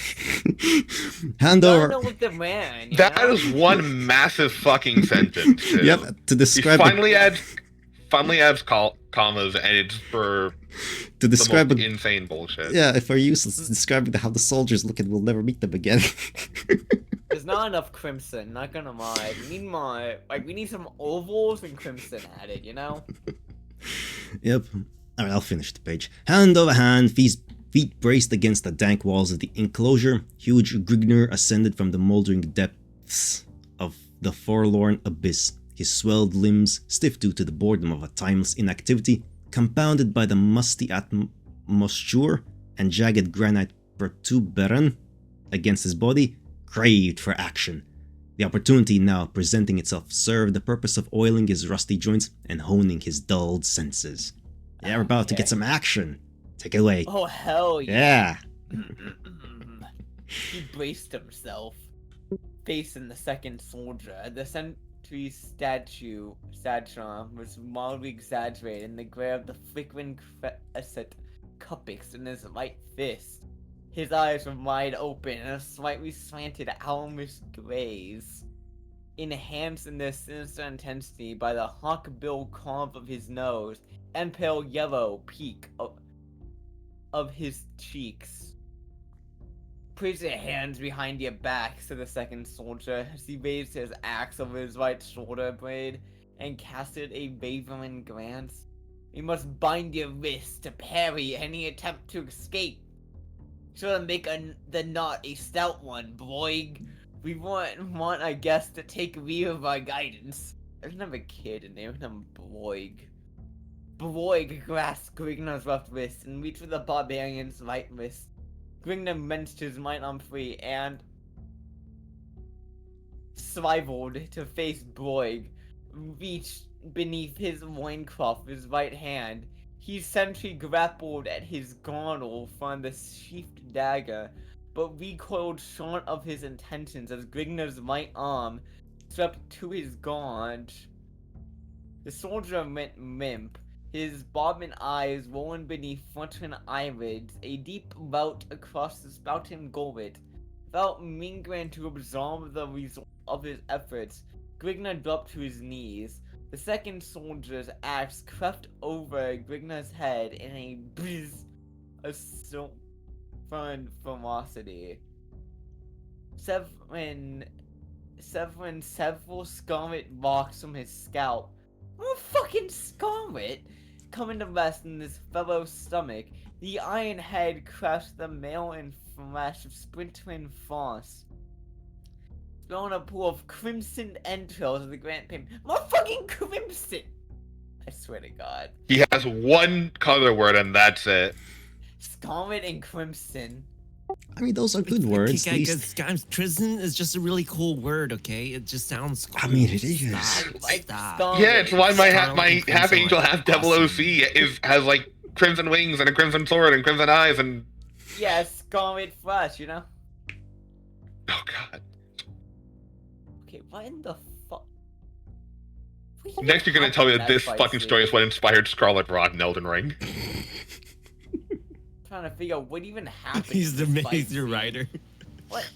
He's What? actually George R.R. Martin. Oh my god. What happened No is way, Grignor man. overpowered something. Yeah, We got blood now. yeah, clearly Don't- clearly Jim Tice is just a pseudonym for J.R. George R. R. Martin or J.R.R. Tolkien, Yeah, but this is Tolkien. but with an insane amount of hallucinogenics in his system. I mean, Yeah. everyone needs an outlet somewhere else. I mean, Yeah. yeah, clearly. This Shit, is like I'm getting a phone call, Tolkien's guys. I'm gonna be. attempt. You just Brime, just skip me. Go to Brime. I'll need to take a phone call. I'll be back. All right. Quick, all right. wait. He's not paying attention. I can mispronounce everything. Okay. Dude. Before this, somebody This could was mention the that start of J.R.R. Tolkien's. George R. R. Martin's famous career, you know? Yeah, you know, Fun. just like you know how J.R.R. Tolkien like made a language before he wrote a book. He made the Yeah. language in order to write the book. Yeah. This is the start of that. Just like all the It's mispronunciations and stuff like language, that, you those know? are on purpose. Exactly. Alrighty, okay, this is gonna be a fun paragraph. Before the sentry could wrench his axe free from his comrade's carcass, he found Grignor's massive hands clasped about his throat, choking the life from his cramped lungs. With a zealous grunt, the accordion flexed his tightly cornered biceps, forcing the grim-faced soldier to one knee. The sentry plunged his right fist into Grignor's face, digging his grimy nails into the barbarian's flesh, ejaculating a course through rasping teeth. Grignor saw into the bulk of his weight forward, bowling the besieged soldier over upon his back. The sentry arms collapsed to his thigh, shuddering convulsively. His bulging eyes stand blindly from a bloated cherry-red face. Rising to his feet, Grignor shook the blood from his eyes, ruffling his sorry red mane as a brush fire swaying to the nighttime breeze. Amazing. Stooping over the sprawled corpse of the false soldier, Grignor retrieved a small white object from a pool of congealing gore. snorting a gusty billow of moth, he once more concealed a tiny object beneath his loincloth, the tediously honed pelvis bone of the broken rodent. Returning his attention towards the second soldier, Grignon turned to the task of retiring his limbs. Doing about maybe the dim recesses of the castle required the grotesque garb of its soldiery. I cannot do this anymore, Brian. Take it away. Yeah, that's fine. And we have pretty- I'm back. Sorry. Yeah, you Oh, it's missed okay. You missed- the soldier ejaculating a curse. Yeah. Mhm. I'm sorry. What? Ejaculate the curse. Ejaculating a curse. Yeah, from his seething teeth. It's like As we all know, Yes, we I'm saying, ejaculate like- crosses on the daily when we say fuck. I just ejaculated. Yeah, and here we have a picture of the rodent. stop ejaculating. We're going to curse come, words, buddy. goddammit. This is an art. Stop ejaculating on stream, pal. No. All right. Okay. What page are we on? 30. Utilizing. Yeah, we're on 38. page. Last Utilizing paragraph of silence. page 16 of 29. I see the one next to the little. Yes, just above the rodent with the massive So- unibrow. Yeah, they're like going. "Eek." As we all know, that's me. It's saying eek, Ike. I don't know, but Probably. maybe that's a V. It's ivg. I don't fucking know. Maybe it's a guest artist. Maybe. It's a Maybe. Russian. It's a Holy shit! Russian, Possibly, actually. Right. Utilizing the silence and stealth acquired in the untamed. Wait. Oh, I guess you still pronounce it acquired. Acquired in the untamed climes of his childhood, Grigner slinked through through twisting corridors and winding stairways, lighting his way with the confiscated torch of his dispatched guardian. Knowing where his steps were leading to, Grigner meandered aimlessly in search of an exit from the chateau's dim confines. The wild blood coursing through his veins yearned for the undefiled freedom of the livid wilderness lands. Coming upon a fork in the passage, he shrieked. Voices accompanied by clinking footfalls discerned to his sensitive ears from the left corridor. Wishing to avoid contact, Grigner veered into the right passageway. If questioned as to the purpose of his presence, his barbarous accent would reveal his identity, being that his attire was not that of the castle's mercenary troops. In grim silence, Grigner treaded down the dingily lit corridor, a stalking panther creeping warily along on padded feet. After an interminable period of wandering through dull corridors, no gaps to break the monotony of the cold gray walls, Grigner espied a small winding stairway. Descending the flight of arched granite slabs to their posterior, Grigner was confronted by a short hallway leading to a tall arched wooden doorway. Halting before the teeming portal, Grigner rested his shaggy head against the barrier.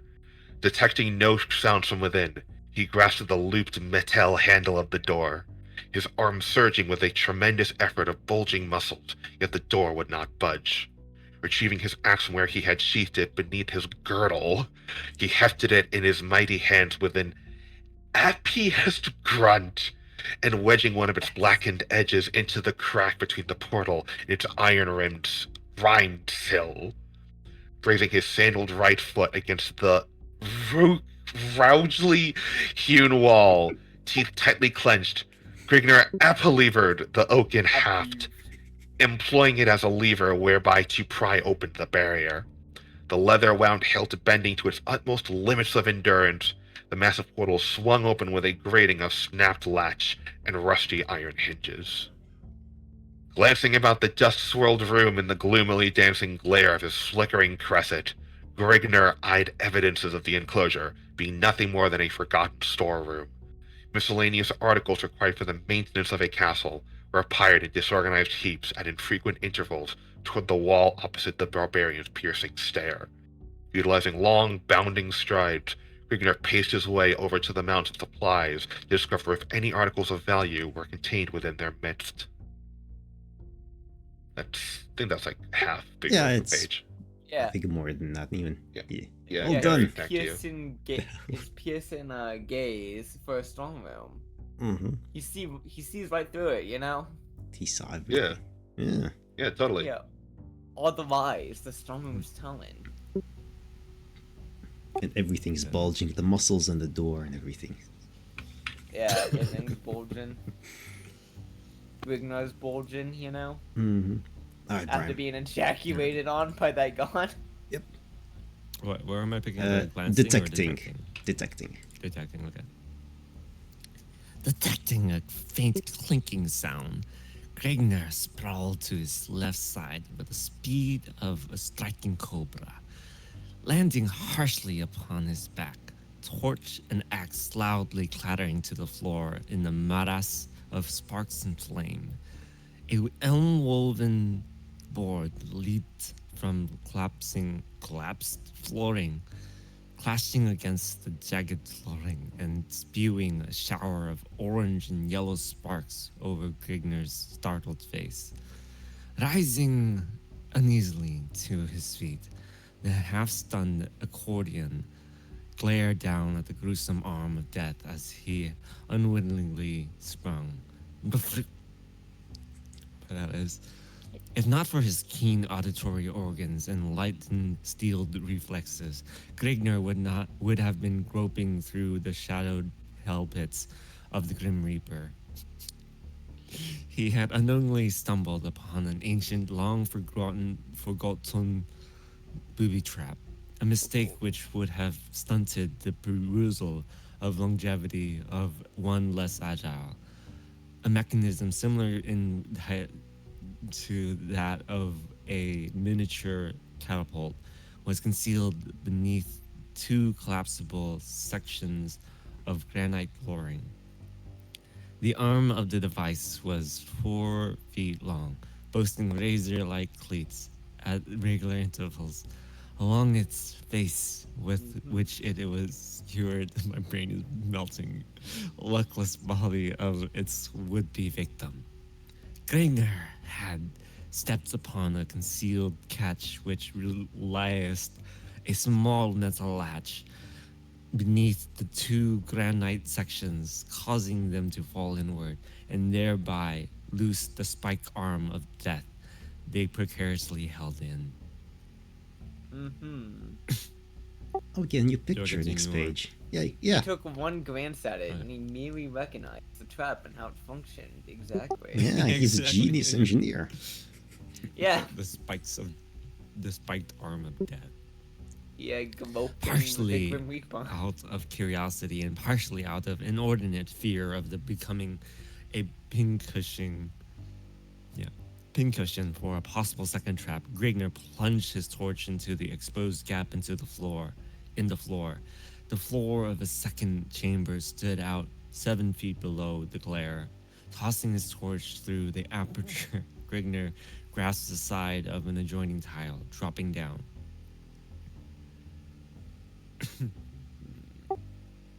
And Do you want to continue? Or? I guess we'll pick up. And then we have the picture of a lady. Glancing about the room, Grigner discovered. Those are the erect nipples. Indeed. Oh. No, those are the sagging nipples. The sagging very nipples saggy. like tits, yeah. Grigner discovered that he had descended into the palace's mausoleum. Rectangular stone crypts cluttered the floor at evenly placed intervals. The tops of the enclosures were plated with thick layers of virgin gold. Okay, virgin gold. You. That's okay. It's interesting. Oh, we lost CJ. Oh, never mind. CJ's alive. Somebody ring the Dinkster! Sorry about that. My Discord froze for a moment. Sorry It's about okay. that. It'll Fine, happen. good. No worries. It's the virgin gold. A virgin gold, indeed. Because there's other types as well. While the sides were plated with white ivory, at one time sparkling, but now grown dingy through the passage of the rays of all-encompassing Mother Time.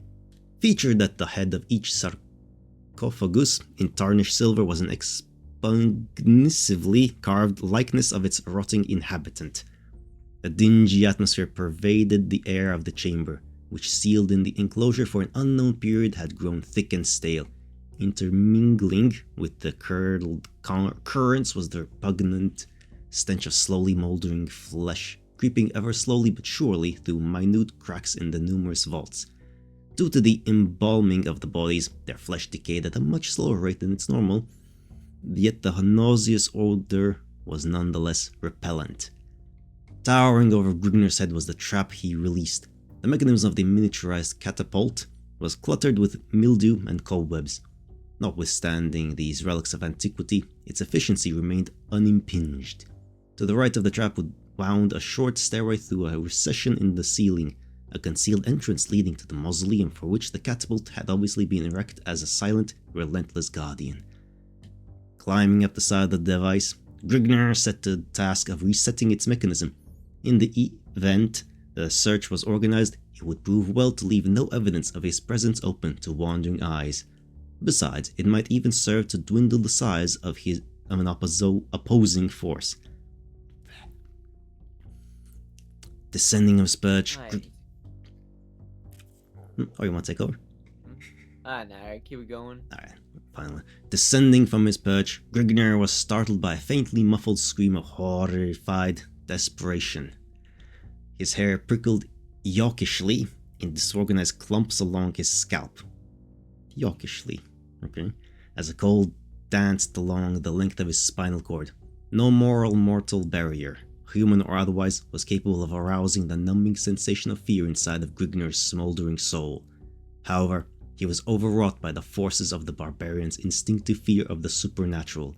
His mighty thews had always served to adequately conquer any tangible foe, but the intangible was something distant and terrible. Dim, horrifying tales passed by word of mouth over glimmering campfires and skins of wine had more than once served the purpose of chilling the marrowed core of his sturdy limbed bones. Yeah, he is afraid of something at least. Now we know. Alright, take it away, Kane. Yeah, I got you. Get the scream. Yet the scream contained a strangely human quality, like that which Grigner imagined would come from the monks redeeming a spirit, making Grigner take short, nervous strides, advance into the sarcophagus, from which the sound was issuing. Okay, clenching his teeth in an attempt to steal his jangled nerves, Grigner surveyed the engraved slab from the vault with a sharp rasp of grinding stone. Another long-drawn cry of terror and infested anguish met the barbarian, gone like the shrill piping of a demented banshee, piercing the inner fibers of his superstitious brain with primitive dread and awe. Stooping over to espy the tome's content, the glittering accordion's nostrils were singed by the scorching aroma of a mouldering corpse, long shut up and fermenting. The same putrid scent which permeated the entire chamber, though multiplied to a much more concentrated dosage. This shriveled, weathery packet of crumbling bones and dried fracking flesh offered no resistance, remained in a fixed position of perpetual vigilance, watching over its dim abode from hollow, gaping sockets. More fucking eyes, okay. Touch the cries not coming from the tomb, some place hidden, some hidden depth below. Oh, there's an exclamation point, my bad. The Church of Christ is not coming from the tomb, with some hidden depth below. Pulling the king corpse from its resting place, Grigner tossed it to the floor on a broken, mangled heap. Upon one side of the crypt's bottom was attached a series of tiny hinges which, while running parallel along the opposite side of a convex railing, like protuberance, made so as to appear as a part of the interior surface of the sarcophagus. Raising the slab upon its bronze hinges, long removed from the gaze of human eyes, Grigner perceived a scene which caused his blood to smolder, not unlike bubbling molten lava. Directly below him, a whimpering female lay stretched upon a smooth surface marble altar. A pack of grassy-faced shaman clustered around her in a tight, circular formation. Crouched over the girl was a tall, pot-bellied priest, his face dominated by a disgusting open-mouthed grimace of sadistic glee. Suspended from the acolyte's clenched right hand was a carven oval-faced mallet, which he waved menacingly over the girl's shadowed face. An incoherent gibberish flowing from his thick... Fuck. Okay, let's take it home, again. Falling from his grim and thick-lipped mouth. Yeah, Jesus Christ. Yeah, it is a tough read. Yeah, that's kind of the point, though. Mm-hmm.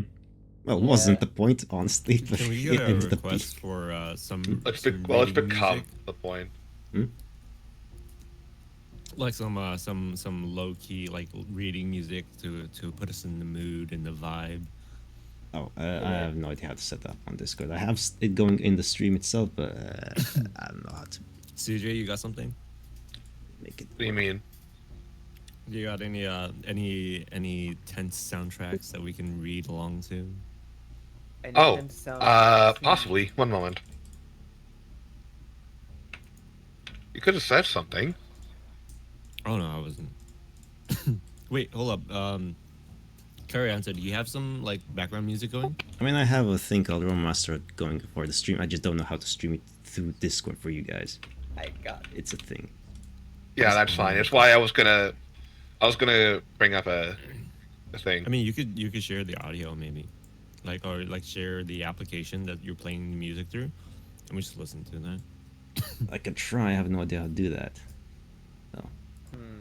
No worries. No I worries. was just You're gonna thinking. play it through mine. Don't worry. Just called Fantasy Realm Ambience. Sure, let's give this a shot. That's fine. Gotcha.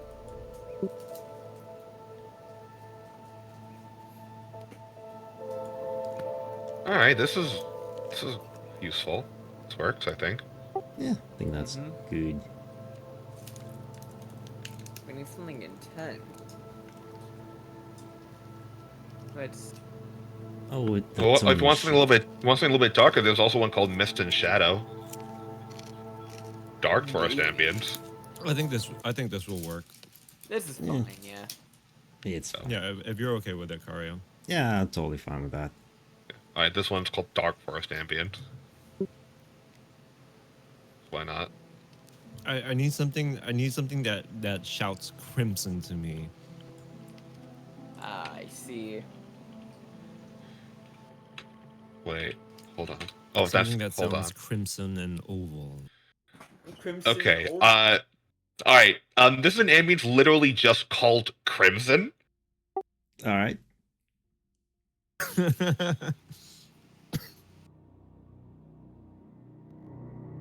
Yeah, that is moody. Yeah, it's perfect. It's like I I was like ready it. for I'm this. in it.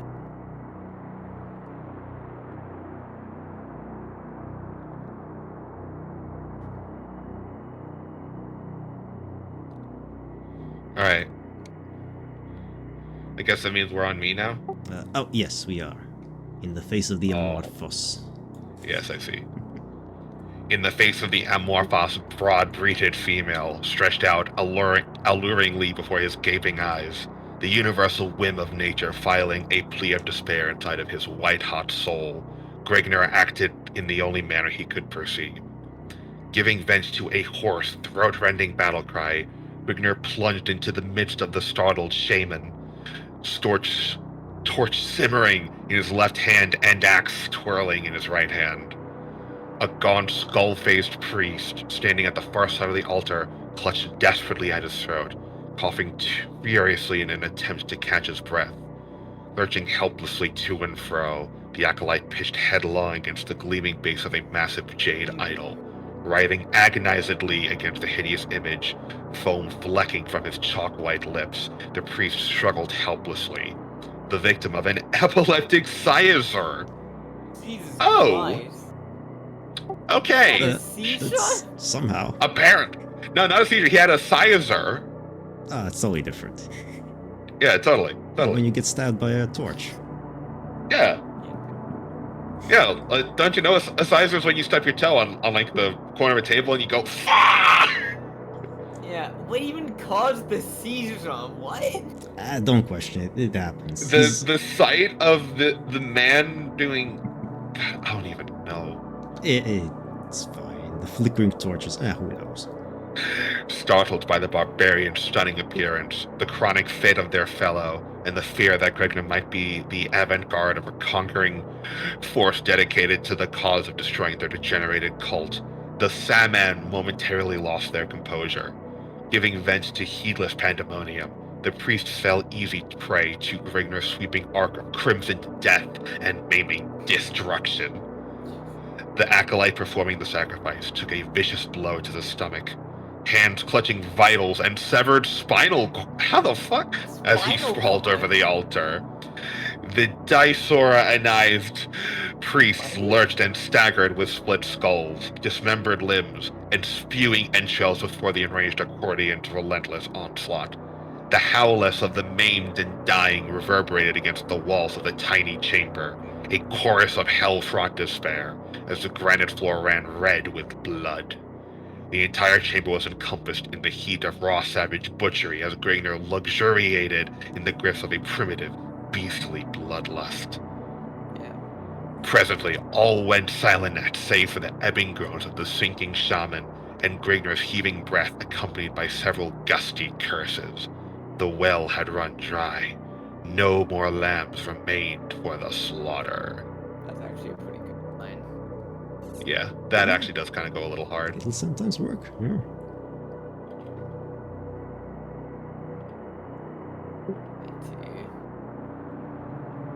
Take it away, Brian. It is your time. Yeah. Uh, The rampaging the steed. the rampaging steed of death, having taken of Grigner for the moment, left the barbarian free to the exploitation of his other perusals. Towering over his head was the misshaped image of the cult's hideous deity, Argon. The fantastic size of this idol, in consideration of its being of pure jade, was enough to cause the senses of any man to stagger and reel. Yet, thus was not the case for the behemoth. He'd paid only casual notice to this incredible fact, while riveting the whole of his attention upon the jewel protruding from the idol's soul socket. Its masterfully cut faucets emitting blinding rays of hypnotizing beauty. After all, a man cannot slink from a heavily guarded palace while burdened down by the intense bulk of a squatting statue. Providing, of course, that the statue or the idol can even be hefted, which in fact was beyond the reaches of Grigna's coursings, bulging stamina. On the other hand, the jewel, gigantic as it was, would not present a hindrance of any mean concern. Wait, what's this? It's the lady. Help me, please. Yeah. I can make it worth your while, pleaded a soft, anguish-strewn voice wafting over Grigna's shoulders as he plucked the dull red emerald from its roots. Turning, Grigna faced the female that had lured him into this bloodbath, but whom had become all but forgotten in the heat of battle. You, ejaculated the accordion in a pleased tone. I thought that I had seen the last of you at the tavern, but verily I was mistaken. Grigner advanced into the grips of the female's entrancing stare, severing the golden chains that held her captive upon the altar's highly polished face of ornamental limestone. As Grigner lifted the girl from the altar, her arms wound dexterously about his neck, soft and smooth against his harsh exterior. Art thou pleased that we have chanced to meet once again? Grigner merely voiced a sighed grunt, returning the damsel's embrace while he smothered her trim, delicate lips between the coursing protrusions of his reeking maw. It is Yeah, it's So pretty hard. cool. indeed. Fucking iconic. Let us take leave of this wretched chamber, stated Grigner as he placed the female upon her feet. She swooned a moment, causing Grigner to give her support, then regained her stance. Art thou able to find your way through the accursed passages of this castle? Mrifk! Every one of the corridors of this damn place are identical. I think Mrifk is like a curse word. He couldn't say fuck. I think so. Yeah. Damn. I was at one time a slave of Prince Agafim. His clammy touch sent a sour swill through my belly, but my efforts reaped a harvest. I gained the pig's liking whereby he allowed me the freedom of the palace. It was through this means that I eventually managed to escape of the palace. It was a simple matter to seduce the sentry at the western gate. His trust found him with a dagger thrust his ribs, the wench stated whimsically. Alright. What were you doing at the tavern whence I discovered you? Asked Grigner as he lifted the female through the opening into the mausoleum. I had sought to lay low from the palace's guards as they conducted their search for me. The tavern was seldom frequented by the palace guards, and my identity was unknown to the common soldiers. It was through the disturbance that you caused that the palace guards were attracted to the tavern. I was dragged away shortly after you were escorted to the palace. What are you called by, female? Carthena, daughter of Mincardos, Duke of Barwego, whose lands border along the northwestern fringes of Gorzon. I was paid as homage to Agafim upon his 38th year. Husked the femme. Husk. Yeah, husked. Nice. Husked. Yeah, Yeah. that's not to understand. That's totally a word. Fam. Yeah, that's how you speak in Yeah. husking. Yeah, totally. You ejaculate all over people and then you husk. Mhm. Now, you know your music. Yeah. And I am called a barbarian, grunted Grigner in a disgusted tone.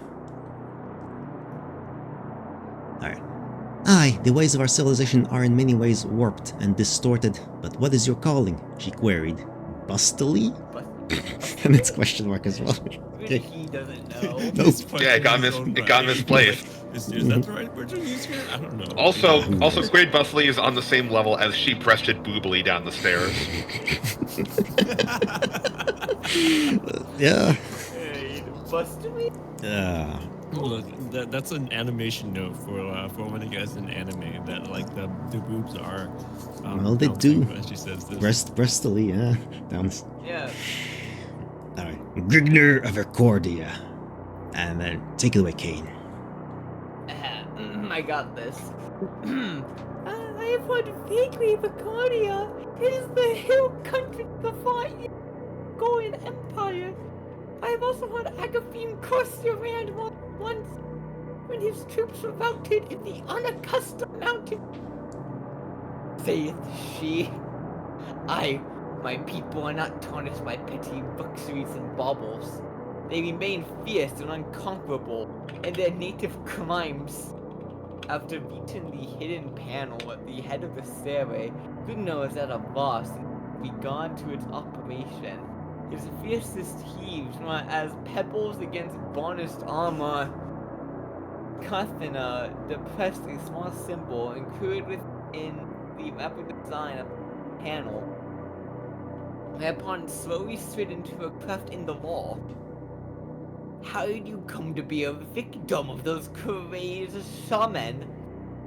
Ested Grignia as Cisco and Carthena piles up on the left side of the trap. By Afim's order, I was thus included sold in his passive sentence. By some means, the priests of Argon acquired a set of keys to the cell. They threw the guards placed over me and abducted me through the chamber in which chanced to come upon thee. There's a stick sacrifice. The hellborn man to set beast every 3 moons upon its full journey to heaven. They were startled by your unannounced appearance. The fear that you had been by Agafim. Prince and sure we have some most ghastly of tortures that he had ever discovered their unfaithful. His bastard deity. Whatever. Yeah. We are the partakers of the ritual of a high noble and high trustee. the inner powers. Agathim's biggest wrath would have been unparalleled. They have no more to fear of Agathim now. Grignard had a deep tone, a gleeful smirk upon his face.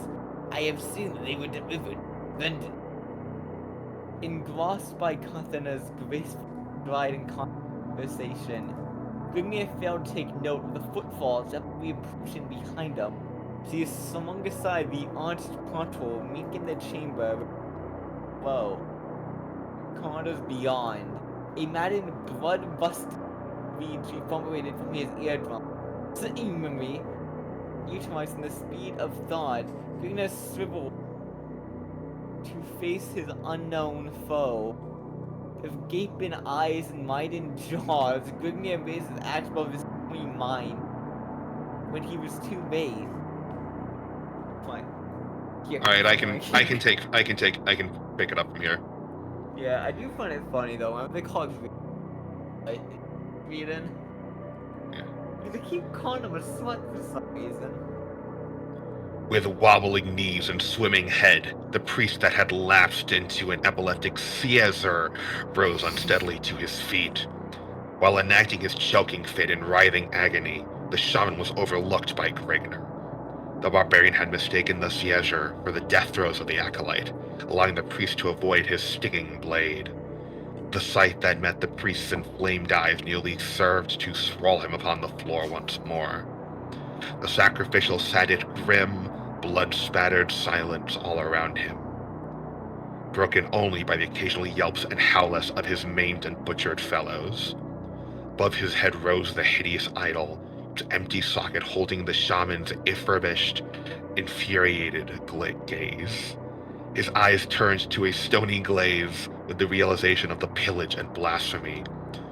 Due to his high susceptibility following the seizure, the priest was transformed into a raving maniac bent solely upon re-echoing vengeance. With lips curled and quivering, a crust of foam dripping from them, the acolyte drew a long, wicked-looking jewel-hilted scimitar from his silver girdle and fled through the aperture in the ceiling, uttering a faintly perceptible, ceremonial gibberish. A sweeping scimitar swung towards Grignard's head in a shadowed blur of motion. With axe raised over his head, Grignard prepared to parry the blow while gaping wide-eyed in open-mouthed perplexity. Suddenly, a sharp snap resounded behind the frothing shaman. The scimitar, halfway through its fatal sweep, dropped from a quivering, nerveless hand, clattering harmlessly to the stonage. Cutting his screech short with a bubbling, red-mouthed gurgle, the lacerated acolyte staggered under the pressure of the released springboard. After a moment of hopeless struggling, the shaman buckled, sprawling face down in a widening pool of blood and entrails, his regal purple robe blending enhancingly with the swirling streams of crimson. There's the fucking word again! More crimson, what the fuck? Yeah, it enhances things. Risk! Can I thought I had get a- killed the can we last get of a those crimson dogs. counter? Muttered Grignard in a half-apathetic state. Nay, Grignard, you doubtless grew careless while giving vent to your lusts. But let us not tarry long, lest we overtax the fates. The paths leading to freedom will soon be barred. The righteous cries must certainly have attracted unwanted attention, the wench mused. By what direction shall we pursue our flight? Up that stair and down the corridor a short distance is a concealed entrance to a tunnel, seldom used by others than the prince, and known to few others save the palace royalty. It is used mainly by the prince when he wishes to leave of the palace in secret. It is not always in the prince's best interest to leave his chateau in public view. Even while under heavy guard, he is often assaulted by hurtling stones and rotting fruits. The commoners have little love for him. Lectured the narrow lady. Carrie, want to pick it up? Come on. Save us. Wait, who's speaking here? Nobody knows. It doesn't say. Nope, it's just somebody.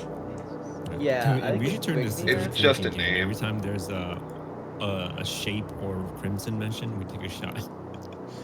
It is amazing. Do you that want to we fucking would die, ever Brian? Because that's how you fucking die. the pig this uncle was let a pig like him become their ruler. I should imagine that his people would rise up and crucify him like a dog he is. Alas, Grigner, it is not as simple as all that. His soldiers are well paid by him. So long as he keeps their wages up, they will carry out his damned wishes. The crude implements of the common folk would never stand up under the onslaught of forged blades and protective armor. They would be going to their own slaughter, stated Carthena to a confused but angered Grigner as they topped the stairway. Yet how can they live? How can they bear to live under such oppression? I would sooner die beneath the sword than live under such a dog's command, added Grigner as the pair stalked down the hall in the direction opposite that in which Grigner had come. But all men are not of the same mold that you are born of. They choose to live as they are, so as to save their filthy necks from the chopping block, returned Carthena in a disgusted tone as she cast an highest glance towards the stalwart figure at her side, whose left arm was wound dexterously about her slim waist, his slowly waning torch casting their images in intermingling wisps as it dangled from his left hand. Presently, Carthena came upon the panel concealed amongst the other granite slabs and discernible only by the burnt-out crescent. What? Nothing. Crescent above it. As I pushed the crescent aside, pushed the panels inwards. Oh, that was dialogue. Katrina motioned to the panel as she was referring to, and twisted crescent in a counterclockwise motion. Grigner braced his right shoulder against the wall and concentrating the force of his bulk against it. The slab gradually swung inward with a slight grating sound. Carthena stooped beneath Grigner's corded arms and crawled upon all fours into the passage beyond. Grigner followed after easing the slab back into place. Curry? Alright. Take it away. Yep. Winding before the pair was a dark, musty tunnel, exhibiting tangled spiderwebs from its ceiling to wall and an oozing, sickly slime running lazily upon its floor. Hanging from the chipped wall upon Grigner's right side was a half-mouldered corpse, its grey flacking arms held in place by rusted iron manacles. Carthena flinched back into Grigner's arms at sight of the leering set in an ugly, distorted grimace, staring horribly at her forearm, hollow, gaping sockets. She really makes you appreciate at least decent writing. Goddamn, you could cut this down by like 10 pages. Eyes and arm out, you know? Yes, gaping sockets all the time. This alcove must also be used by Agathim as a torture chamber. I wonder how many of his enemies have... Oh, it's Grigner. Have disappeared into these haunts never to be heard from again, pondered the hulking brute. Let us flee before we are also caught within Agathim's ghastly clutches. The exit from this tunnel cannot be very far from here, said Carthena with a slight sob to her voice as she sagged in Grigner's encompassing grey embrace. Aye, it will be best to be finished with this corridor as soon as it is possible. But why do you flinch from the sight of death so? Mrift, you have seen much death this day without exhibiting such emotions, exclaimed Grigner as he led her trembling form along the dingy confines. The man hanging from the wall was Doyantha. He had committed the folly of showing affections for me in front of Agathim. He never meant any harm by his actions. At this, Carthena broke into a slow, steady whimpering, choking her voice with gasping sobs. There was never anything between us, yet Agathim did this to him. The beast! May the demons of hell's deepest haunts claw away his wretched flesh for this merciless act, she prayed. I detect that you felt more for this fellow than you wished to let on.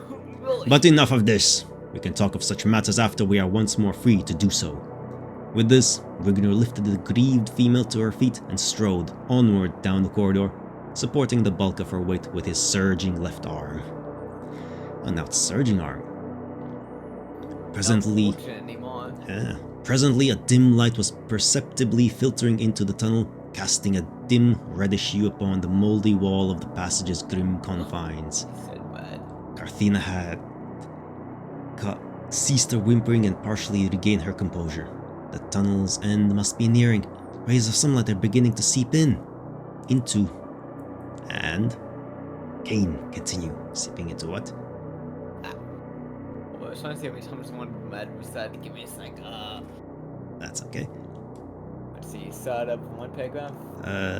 Gugner claimed. Oh, cram that one. Okay, Yep. got you. We got down here.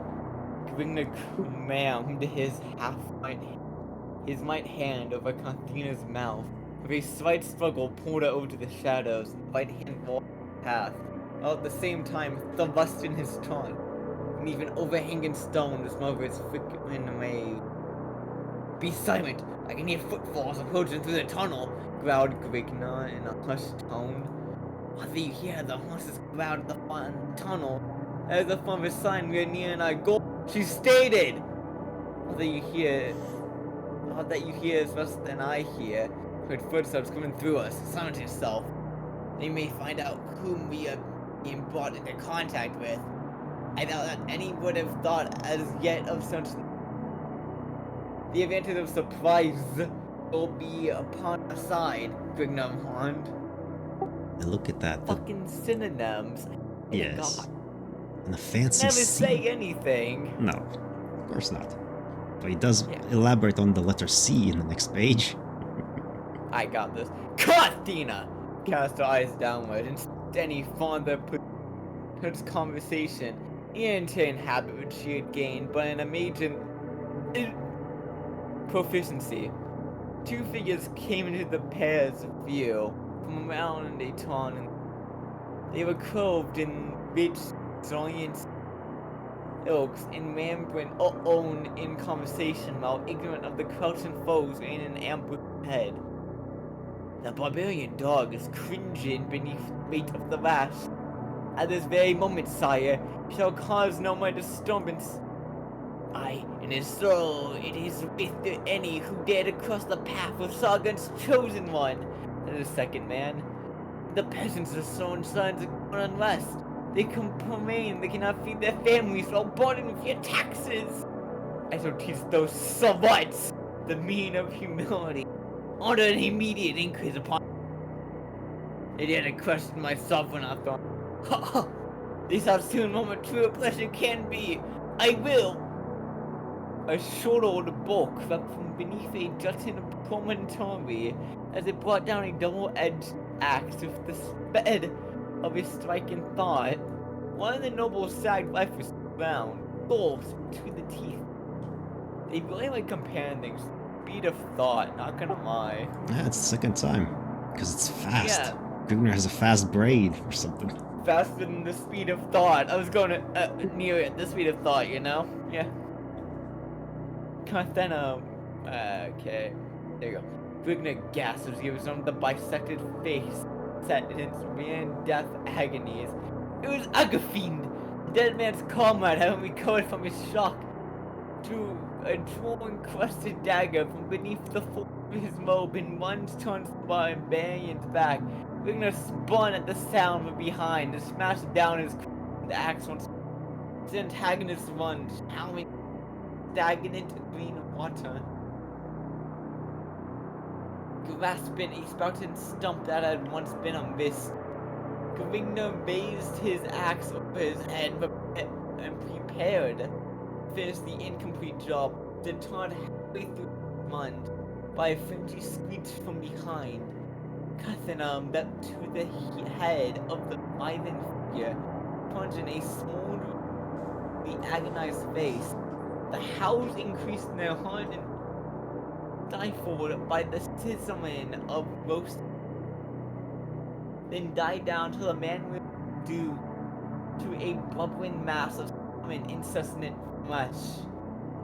Grigna advanced to Carthena's side, mincing slightly from the putrid aroma of charred flesh that in a puff of thick white smog that came.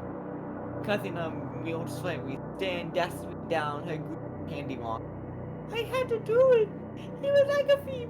I had to! She exclaimed. I bet. She exclaimed. Alright, want the next page? Yep. Yeah, I can pick up from here. Yep. Yeah. Sargon should be more careful of his right-hand men. Oh, wait, no, careful of his right-hand men. Fuck, sorry. Added Grigner, a smug grin upon his lips. But to hell with Sargon for now, Avocad. The stench is becoming bothersome to me. With that, Grigner grasped Carthena around the waist, leading her around the bend in the cave and into the open. A ball of feral red was rising through the mists of the eastern horizon, dissipating the slinking shadows of the night. A coral stood before the pair, enclosing two grazing mares. Grigner reached into a weighted down leather pouch dangling at his side, and drew forth the scintillant red emerald he had obtained from the blooded idol. Raising it toward the sun, he said, "We shall do well with bauble, eh?" Carthena gaped at the gem, gasping in a terrified manner. "The Eye of Argon! Oh, Kala!" Florida? At this, the gem gave off a blinding glow, then dribbled through Grigner's fingers in a slimy red ooze. Grigner stepped back, pushing Carthena behind him. The droplets of slime slowly converged into a pulsating, jelly-like mass. A single opening transfixed the blob, forming into a leech-like maw. Then, the hideous transgressor of nature flowed towards Grigner, a trail of greenish slime lingering behind it. The single gap puckered repeatedly, emitting a ghastly, sucking sound. Grigner spread his legs into a battle stance, steeling his quivering thews for a battle royal with a thing he knew not how to fight. Bro just needs to find the golden scar. Chug that shit. Carthena wound her arms about her protector's back, mumbling, "Kill it! Kill!" while her entire body trembled. Do it. What time is left? One more, I think. The thing was almost upon Grigner when he buried his axe into the gristly maw. It passed through the blob and clanged upon the ground. Grigner drew his axe back with a film of yellow-green slime clinging to the blade. The thing was seemingly unaffected. Then it started to sluice up his leg. The hairs upon his nape stood on end from the slimy feel of the thing's bully bulk. The Nautos sucking sound had became louder, and Grigner felt the blood being drawn from his body. With each hiss of hideous pucker, the thing increased in size. Yeah, the gem turned The into a thing. slime thing. Grigner Yeah. shook his foot about madly in an attempt to dislodge the blob, but it clung like a leech still feeding upon its rapidly draining life fluid. He grasped with his hands, trying to rip it off, but only found his hands entangled in a sticky, glue-like substance. The slimy thing continued its puckering, now having grown to the size of Grigner's leg from its vampiric feast. Grigner began to reel and stagger under the blob, his white face and faltering muscles attesting to the gigantic loss of blood. Carthena slipped from Grigner in a death-like faint, a marrow-chilling scream upon her red, rubbish lips. In final desperation, Grigner grasped the smoldering torch upon the ground and plunged it into the reeking maw of the travesty. A shudder passed through the thing. Grigner felt the blackness closing upon his eyes, but held on with the last ebb of his rapidly waning vitality. He could feel its grip lessening as a hideous gurgling sound erupted from the writhing maw. The jelly-like mass began to bubble like a vat of boiling tar as quavers passed up and down its entire form. With a sloshing pulp, the thing fell to the ground, evaporating in a thick scarlet cloud until it attained its original size. It remained thus for a moment, as the puckered maw took the shape of a protruding red eyeball, the pupil of which seemed to unravel before it, the tale of creation. How a shapeless mass slithered from the quagmires of stigmatic pool of time, only to degenerate into a leprosy of avaricious lust. In the fleeting moment, the grim mystery of life was revealed before Grigna's ensnared gaze. Carry on, so you want to finish Alright, this I'll off? finish off. Okay, take it home. The eyeball's glare turned to a sudden plea of mercy, a plea for the whole of humanity. Then the blob began to quiver with violent convulsions. The eyeball shattered into 1,000 tiny fragments and evaporated in a curling wisp of scarlet mist. The very ground below the thing began to vibrate and swallow it up with a belch. The thing was gone forever. All that remained was a dark red blotch upon the face of the earth, blotching things up. Fuck's sake. A blotching thing. Yeah, Indeed, that's totally. good to hear. Shaking his head, his shaggy mane to clear the jumbled fragments of his mind, Grigner tossed the limp female over his shoulder, mounting one of the disgruntled mares and leading the other. The wary, scarred barbarian trooted slowly off into the horizon to become a tiny pinpoint in a filtered field of swirling blue mists, leaving the noblest soldiers and peasants to replace the missing monarch. Long live the king, by Jim Long Thighs. live the king! Yep, and the last sentence, the biggest one. Winner of the JT Rikosh Award for Excellence. Sure. All Of course right. it was. Long Okay. live the king. All right. Now that is done, I just had a thing stuck in my head for like the last hour and a half. I just need to fucking play because it has the same fucking vibe. Mhm. Has you really been far, even as decided to use Even Go Want to look more like? Call 985-655-2500 inside the details for Go Further and even more decided to use. You can really be far as decided twice as much to use and go wish for it. When you decide far even once to use and go want, then get really far even as decided to use and look more like and go after. It's just common sense. Apply today. Apply Sure. today. Common sense, yeah. It reminds me of light oven. Jeez. Why is Yeah. it called an oven when you in the cold food of outside eat the food? Who knows? Oh my god. Yeah, that But- Yeah. went through my mind like 100%. Yeah, that's reasonable. Jesus. But anyway, that was the Eye of Argon. Your sanity has now been decreased. Congratulations. Yeah, GG's, y'all. This was fucking incredible. Nice. Mm. Made it my brain is want much. Yeah, same. Mm. For the console. I'm gonna be reading like someone's paper. Shit. I'm just gonna see if I got a typo. I'm just gonna read the typo as it. Yeah, this can rewire your brain a bit like that. Yeah. Just gotta read Hey some. guys, this is good indie. welcome to the stream. This is gonna be a PG-13 stream, so please refrain from ejaculating too many curse words. Don't ejaculate. Indeed. All of them. Especially from your protruding eye sockets. With your ovals. Ovals and arms. Your dilated ovals. Yes, Yeah. your bulging, undulating Bulging jelly eyes, things, you whatever. know. Your bulging, Glass. undulating light jelly. Indeed. Glassy ovals. Don't ejaculate so much that no one Mm. it, you know? In- I mean, Might have honestly been though, like after if this is the worst, or like one of the worst fantasy novels ever written, that's not. Well, that's not too it bad. actually I mean, can't you be. know, Consider this, it was the winner of the prize for excellence. So there were others that were Yeah. worse than this, but didn't survive the test of time.